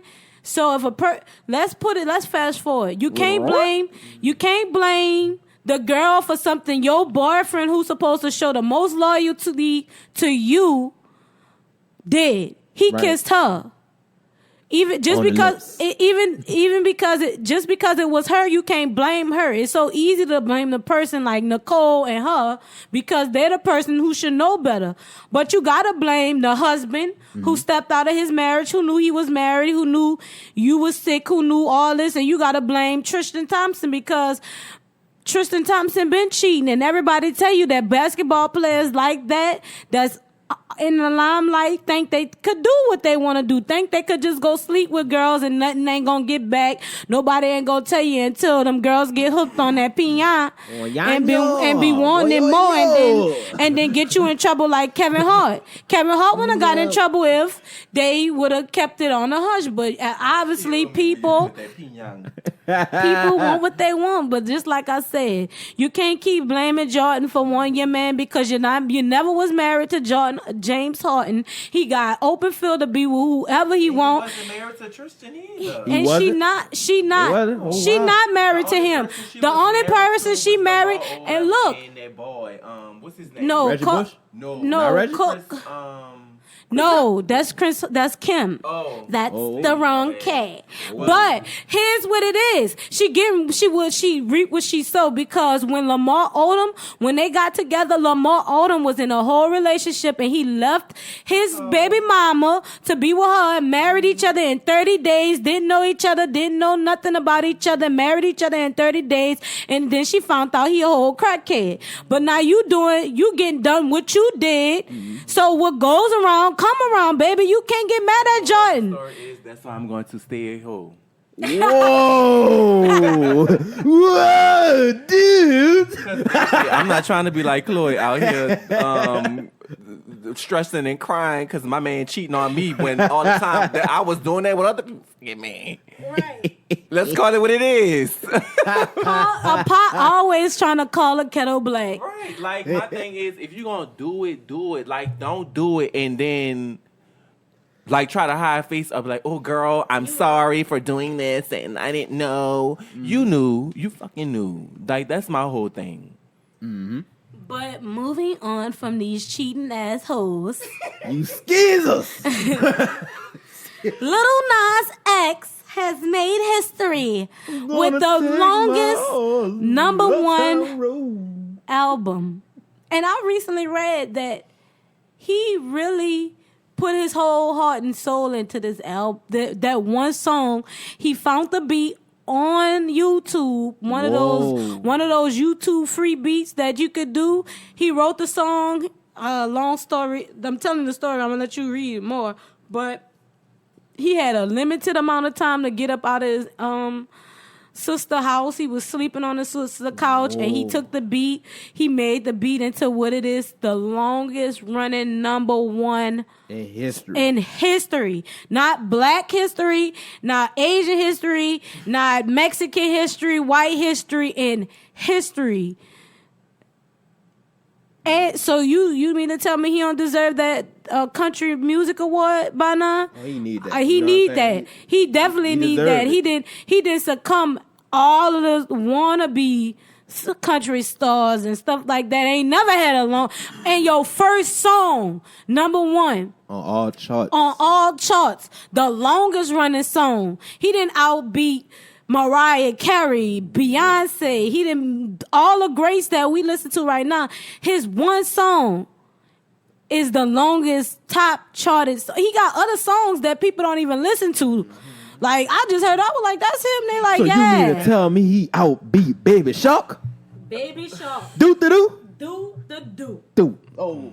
And I'm sick of both of them damn songs. That song and Old Town Road. But congratulations are in order to Lil Nas X. Congrats. The Old Town Road has just gone down in history. After months of continuously breaking records, Lil Nas X's massive hit song has officially broken the record for most weeks at number one, dethroning Mariah Carey's One Sweet Day and Louis Fonza, or whatever you say, how you say his last name. Daddy Yankee and Justin Bieber's song as well. If you thought Old Town Road was going away anytime soon, you definitely thought wrong. Damn. I was hoping that it did. As reported by Complex, the song has managed to break years long Billboard records. Most notable, Mariah Carey's One Sweet Day, which held the record of the most weeks at number one, with 16 for her 1995 hit single with Boyz II Men. Whoa. Lil Nas X has spent a whopping 17 weeks with the number one song in the country, meaning that not only has he made chart history, he's also in shoe-in for multiple Billboard Music Awards in 2020. The only thing left for Lil Nas X to do now is to sit back and see just how high his song can climb the charts. Will he cap out at 17, or will he make it to 20 weeks at number one? We'll have to wait and see. And I really do believe that it will get to 20 weeks. The song is just a hit in itself. Like, the kids go crazy when they play that song. It's just, I'm happy for him, even though I'm getting really sick of the song. And he has other songs out. Me and one of my friends were talking about this last night, and I was like, well, he does have other songs out. It's just this song is just popular, so it's like you're going to hear this song all the time. So just like you said, it'll hit 20. It may surpass 20, and I believe all of those nominations that he's going to be nominated for, I believe he's going to win every single one. Right. And with that, like, the compassion behind the whole Old Town Road song, how it was created, he had, like I said, he had to get out. He had to get out his sister's house. He had a amount of time that he had to get out. He said he actually ended up leaving in about December. He never thought this song would be what it was, and then it became what it was. And it was just like a dream come true that this one song made number one and changed his life for the better. But y'all, please tell me, who the hell done stole Taraji identity? Because the lady that stole her identity don't even look like Taraji. Like, how did they take Taraji's identity? Like how? Spill the tea. So this is coming straight from the Messy Shade Room. Always so a pregnant mother of 6 is now fighting a felony charge after prosecutors accused her of stealing the identities of several people, including Taraji P. Henson. According to the Chicago Tribune, 29-year-old Alicia Newby has been charged with a single felony count of counting a financial crime in enterprise. Prosecutors say Alicia somehow hacked Taraji's email, racking up to $12,000 in fraudulent charges. Once this was done, the defendant then raided the account for a variety of information, says Assistant State Attorney James Castillo. He adds Alicia accessed Taraji's phone numbers, addresses, financial accounts, and telephone numbers that she could use to purchase items online. Prosecutors say Taraji's team reportedly noticed fraudulent charges appearing on several of her accounts shortly after they contacted Chicago police, saying items were being shipped to two Southside addresses under names they did not recognize. A postal worker alleged refused to deliver packages to one of the addresses some months back, assuming it was part of an identity theft scam. Prosecutors say Alicia went to the post office and assaulted the counter in an attempt to obtain the items. Investigators soon learned that Alicia had utilities in her name mailed to both addresses and that she obtained at least at one of the homes. They have also uncovered multiple other victims to Alicia's crime. Alicia is also accused of committing fraud at J.P. Morgan Bank, American Express, PayPal, and several other companies. Alicia hearing was quite short as the judge granted her release on $10,000 signature bail and electronic monitoring. She is, however, forbidden from contacting victims or witnesses. She is also due back to court next week. Stay with us at this story continues to develop roomies. And what's the word, listeners? Yes, because the word is going to be spilt. You heard? Mm-hmm. Baby, how you going to go to the post office and cut up knowing you not that person? Baby, if I didn't get the package, I wouldn't just got the package, okay? Like, you caused your own crime. Like, you did it to yourself. Like, please. You do the crime, you do the time. Like, what the hell? Like, this, first of all, the girl don't even look. You seen that L? Like, she don't even look like her at all. Like, well, she need to get her face beat. She should have got her face done while taken to it look like she got struck by lightning. All these people can hack into celebrity accounts and all that. When y'all gonna hack into Sally Mae? So I can stop having to pay these loans. Please hack into their calling my phone. Please hack into their system. Please reverse all our student loan debt. Cause y'all like hacking into the wrong thing. Nobody don't want you to be hacking into Taraji. What Taraji gonna do? Nothing. But you could save millions of lives by hacking in Sally Mae. Sally Mae. Okay, and I ain't saying go hack into it now, cause now they gonna be listening to us. They gonna how you gonna go back just like you hey. Oh my God. In the Cole Murphy. Hey, please, so we don't have to pay them bills no more. But your girl Wendy, huh? Girl. She got a nice bio, a biography. I don't know why they be saying biopic. Like, people know how to say that. I be biopic, whatever it is. She got a nice little documentary movie like Whitney coming out about her life. So spill tea about Auntie Whitney. You know, that's Wendy. Oh, Whitney Houston is flipping at her. She is flipping right now. She is flipping because I call Wendy Whitney. She cursing me out right now. I'm sorry, Whitney. I'm sorry, Whitney. I'm sorry. All right, because she gonna call the show. Let me tell you one thing. Don't be Don't be confusing me with Miss Williams, Wendy Williams. Okay, but Wendy Williams got a biography movie coming out. What's the tea, Mr. DeJohn? Girl, so Auntie Wendy is, she got a story about her life coming out. So the Wendy Williams biopic is going to be crazy as hell. We've learned the movie will focus on the highs and lows of her rise to fame, sex, cocaine, date rape, and fat shaming.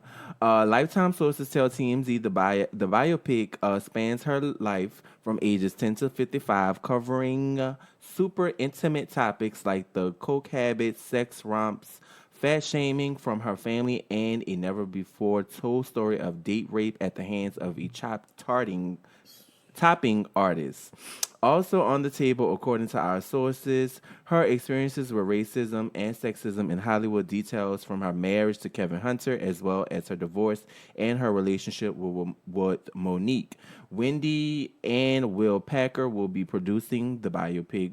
dubbed just Wendy, while Wendy and Leah Davenport will write the screenplay. The talk show host gave us little info about this movie this week, telling her photograph she wants all of the actors to be relevantly unknown, so they don't take away from her story. Our sources say there will be at least 2 different Wendy's in the movie, and she ain't one of them. Just Wendy will air sometime next year on Lifetime, and if it's anything like her real life, it's going to be epic. Let me play one of the Wendy's since since that's the case, because you know how you messed up a Leah biopic. Let me be one of let me be one of the Wendy's, since they're gonna have 2 different types of Wendy's. Let me be one of the Wendy's, okay? Because I need to be one of the Wendy's. For real. Because if that's the case, let me mess it up. But I ain't gonna mess it up. I'm gonna be an Academy Award winning stage play. Now with nominating Kins Calhoun as Wendy Williams. Yeah,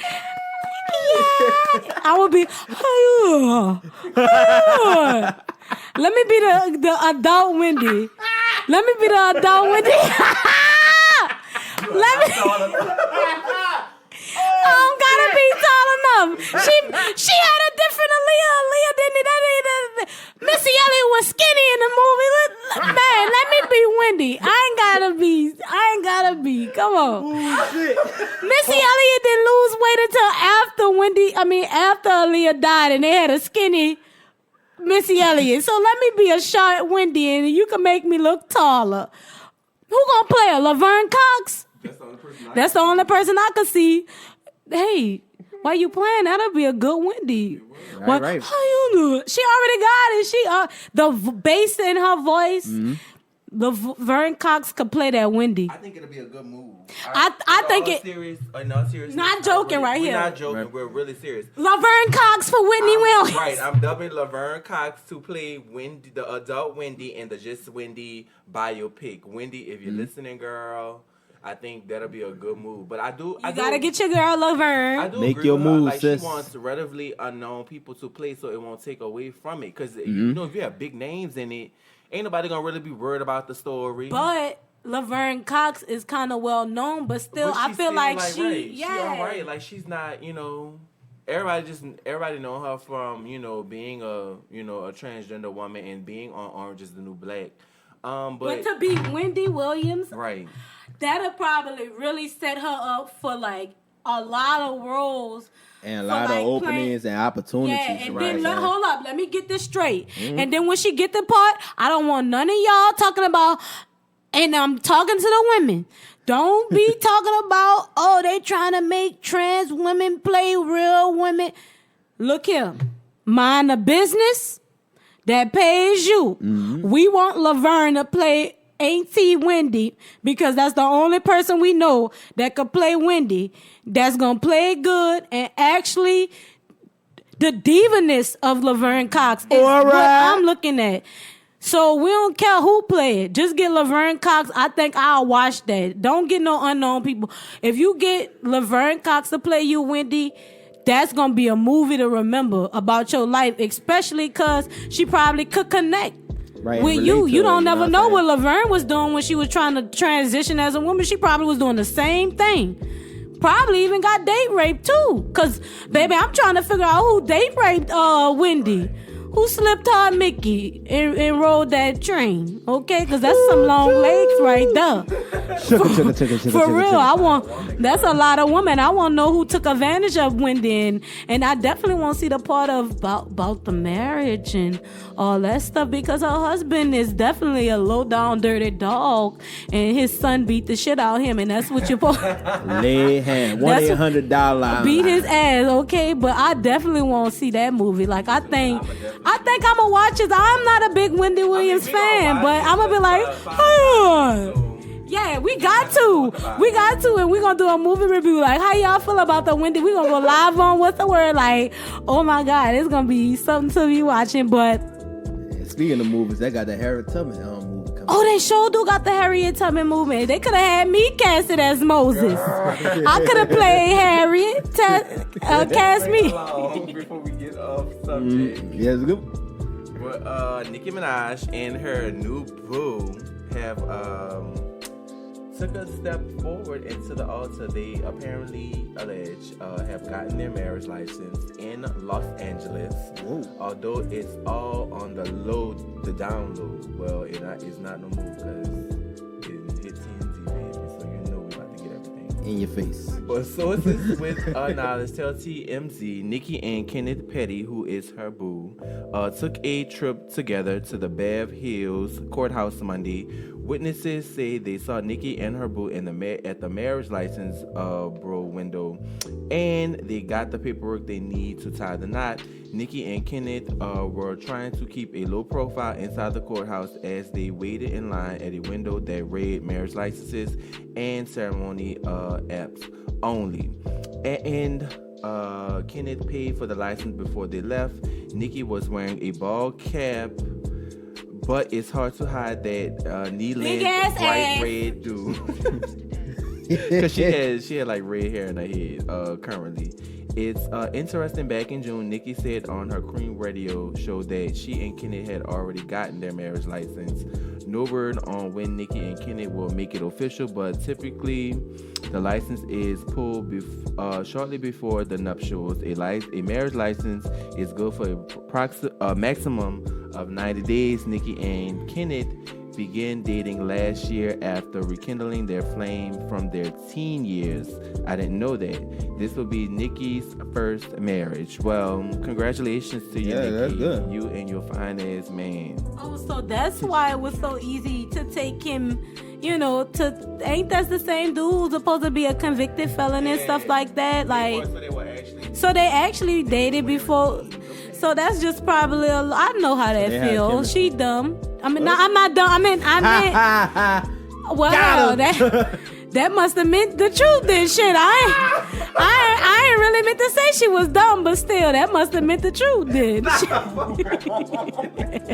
I meant to say, shit, now I don't know what I meant to say, shit. But shit, that's cute or whatever. Like, I don't know. Like, I feel like, whatever. First of all, nigga, how you gonna be hiding your appearance when everybody know that ass? Like, you should have just sent him in. We don't know him. Right. Send him in to get the license so y'all can sign it together and y'all and have somebody notarize it for you. You ain't gotta go in. Mm-hmm. To me, I just feel like all that damn stuff be publicity stunts. Like, everybody gonna know who you are, so it's like, why are you trying to keep it on a hush? Like, you going in the middle of the day, you going to one of the most popping places in the world. Like, come on now, everybody gonna see. I just feel like y'all went in there so people could talk about it. That's just my point. Like, anything with all of this, right? Anything with all of this celebrity stuff, like, it's just to keep the buzz about them, to keep people talking about them. So from the good and the bad, absolutely. But congratulations to y'all. Yeah, man. If you like it, then he gotta love it, okay? Oh yeah. Well, let's go ahead and move along to this. Girl, have Army Hammer's wife.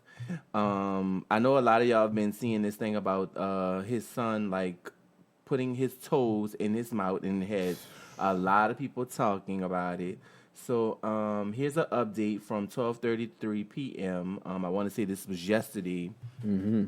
But Army Hammer's wife, Elizabeth Chambers, has responded to the widespread interest and criticism over their kid sucking on dad's toes.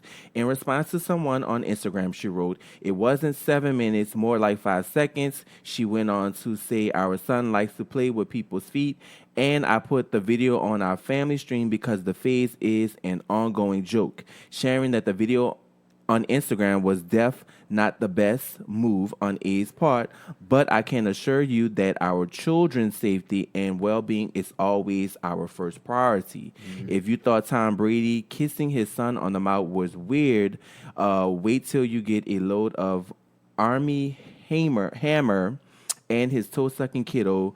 blows the Brad Bunch out of the water. The actor posted a video of his Instagram story Saturday that showed a pretty gnarling sight. His 2-year-old son Ford sucking his dad's toes, big one included.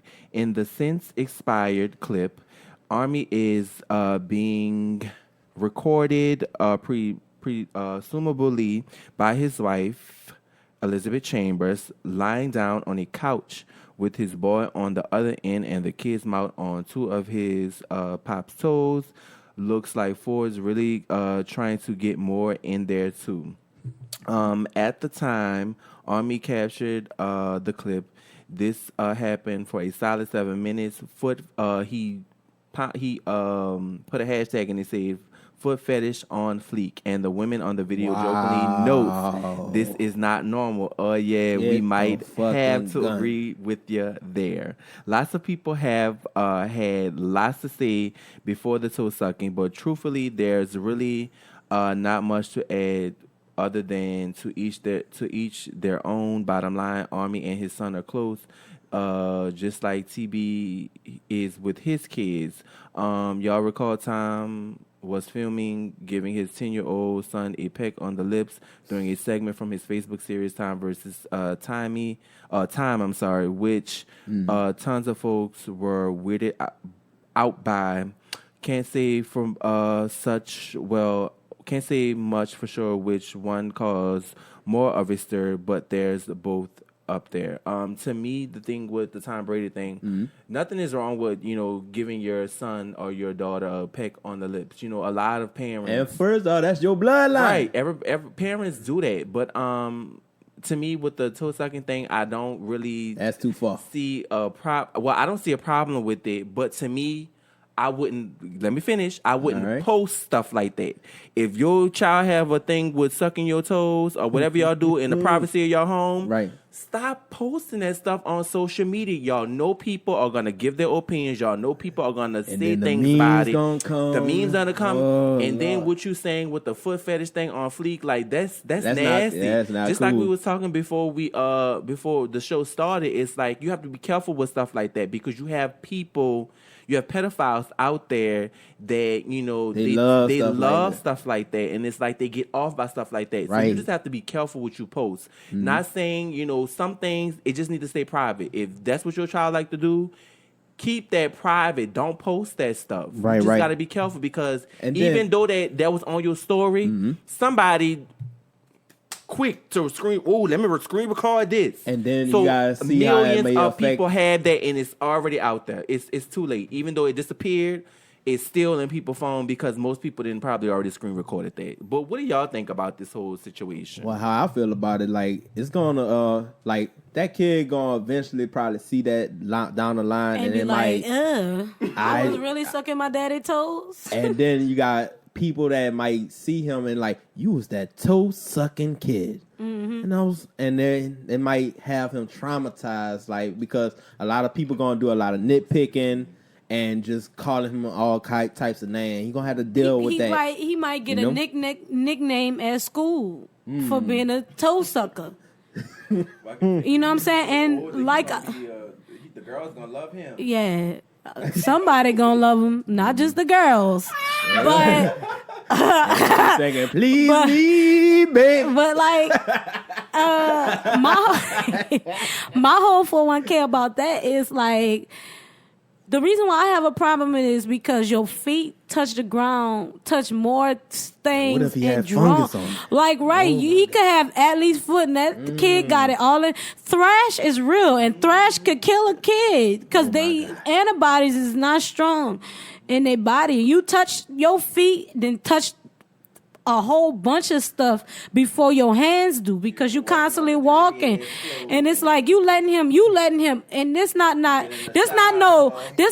lick like he was just licking. He had a toe in his mouth. He had 2 of them toes in his mouth. And he was trying to go for more. He was trying to put the whole foot in his mouth, like. Oh, that's just so. It's just. It's not nothing wrong with it, but it's just more of a. It's like disgusting that you will allow your dirty toenails and all that to be in your child's mouth. That is just nasty. But y'all out here. Kiss him. Not only that, you're gonna be mad if somebody kiss them. They don't like when their children get kissed. No. Cause what you been sucking on? Your toes. That's what I've been sucking on. Nah. Let me kiss my granddaughter or somebody. You know what I'm saying? That's going. And not only that, it just make it bad because you put in the caption footage feet footage on fleek, and it's everywhere. There are pedophiles on the thing that because you had hashtag that, they could go straight to that and always see. Just because it's erased. It's not erased. It's not erased. It's not erased. It's saved into the history of the phone. So you can always go back and constantly get it, even if it deleted, even if it's... They can get into a phone. How you think they get these old leaks of celebrities naked and shit? That be stuff that happened years ago, and then they... Just like Twitter, they'll pull up shit from years ago. So you think they can't pull up your son sucking toes from years ago? I'm surely... It's probably already on Pornhub because you hashtagged it as a fetish. And I'm putting it out there now. I think they I got have a food possible, fetishes on Pornhub. Like they have food fetishes on Pornhub. So now there's gonna have a short clip of your son sucking toes on Pornhub or X videos or whatever. I don't know all the websites, but I'm just saying. I'm just saying, like, still, it's just ugh. Disgusting. All right, and our last hot topic of the night. It's Titus Biggers, and I hope I say his last name right. But Biggers. Basically, he was on the Andy Cohen show, and Andy Cohen asked him about working with Eddie Murphy. Now, a lot of people know that Eddie Murphy got a lot of flack about his comments about gay people. Right. So Titus just kind of spoke about his experience, and I wanted to play this video for everybody that didn't hear it and didn't hear what he had to say about the whole situation. So we're gonna play this video, and then we're just gonna talk about this. Hopefully it'll play. Okay. Text from Danielle T. Want to know the funniest or craziest thing Eddie Murphy's done on set of your new movie? How cool that you're making a movie with I did a movie with Eddie Murphy. Wow. It's called My Name is Dolomite. Comes out in the fall. Oh, that's awesome. It is awesome. Yeah. We just got into the Toronto International Film Festival. Wow. Yeah.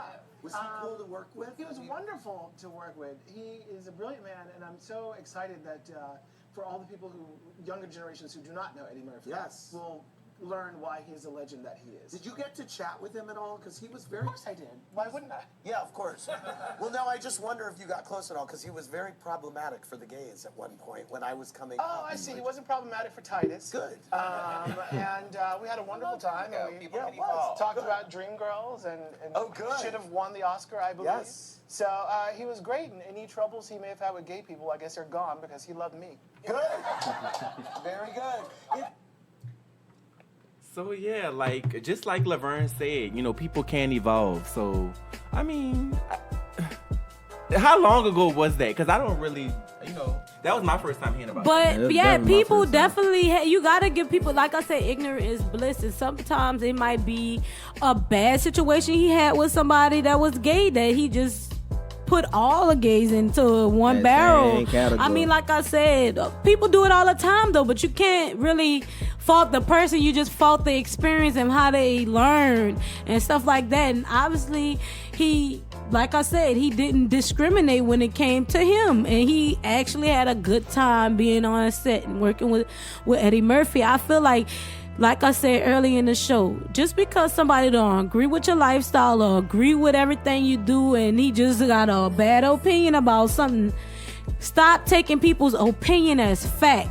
Stop allowing somebody's opinion of you to dictate your life. And obviously he didn't allow Eddie Murphy's opinion of gays to stop him from working because his opinion don't matter when it's time to make some money, okay? Man, you want the coins. I want the coins. I don't The care bag. about the money. I Run don't care me about how my you check. feel. Let's just get in. Just as long as you respect me, I respect you. Right. So that's all it is. You got to give people their respect, and they got to first earn and honor the respect that was given. So shout out to Eddie Murphy for just doing what he do best, becoming the greatest of all time. And I like McDonald's.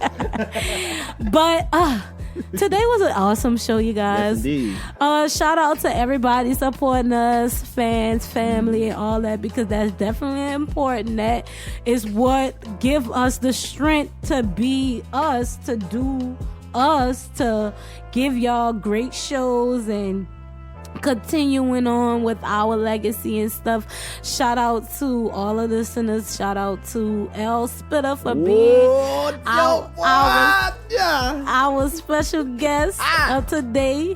Thanks for sharing your story and actually just coming on the show and being still standing. We all are still standing through trials and shout out to everybody. You want to give out a few shout outs? Go ahead. And I'm always say shout out to Guy, you know what I'm saying? If it wasn't for Guy and the close people he put around me, I would be nothing. I will just be nothing. But go ahead. And to the people out there that's listening to What's the Word, you know what I'm saying? I just love what's going on here, and I see this going real far, and we're gonna be talking about this 20 years down the line, 40 years in wheelchairs and all that stuff. But I feel like I'm still Kiss keep it would going. not be in a wheelchair. I think I'm gonna keep it going. I'm still gonna be status on. Let me reject that universe, because the universe will serve that. Don't do it. I rebuke that. I rebuke. But DJ, go ahead, give your little 401k shout outs to everybody. I was just about to shout out to everyone. It was fun, but it's time to go. So long, farewell. And until next time, I hope y'all continue to listen to us. Follow us at What's the Word on Instagram at Yo What's the Word and Facebook at Yo What's the Word. And also, if you're a featured artist and you want your music to be played during our show, send us your music at what's the word 504@gmail.com, because we'll definitely start to promote music on our show. We actually want background music and stuff other than, instrumental beats and stuff. So if we could take a commercial break without, pulling it all the way through with a song or something, send us a song at what's the word 504@gmail.com. As usual, thanks for listening. Thanks for supporting. Shout out to Spitta. Thank you. Cause he's a real nigga. Like Jay, go mine. And shout out to Dijon for also always being an extraordinary host. Shout out to myself, because without me, the show wouldn't be what it is today. So as always, peace and love. We'll holla. You're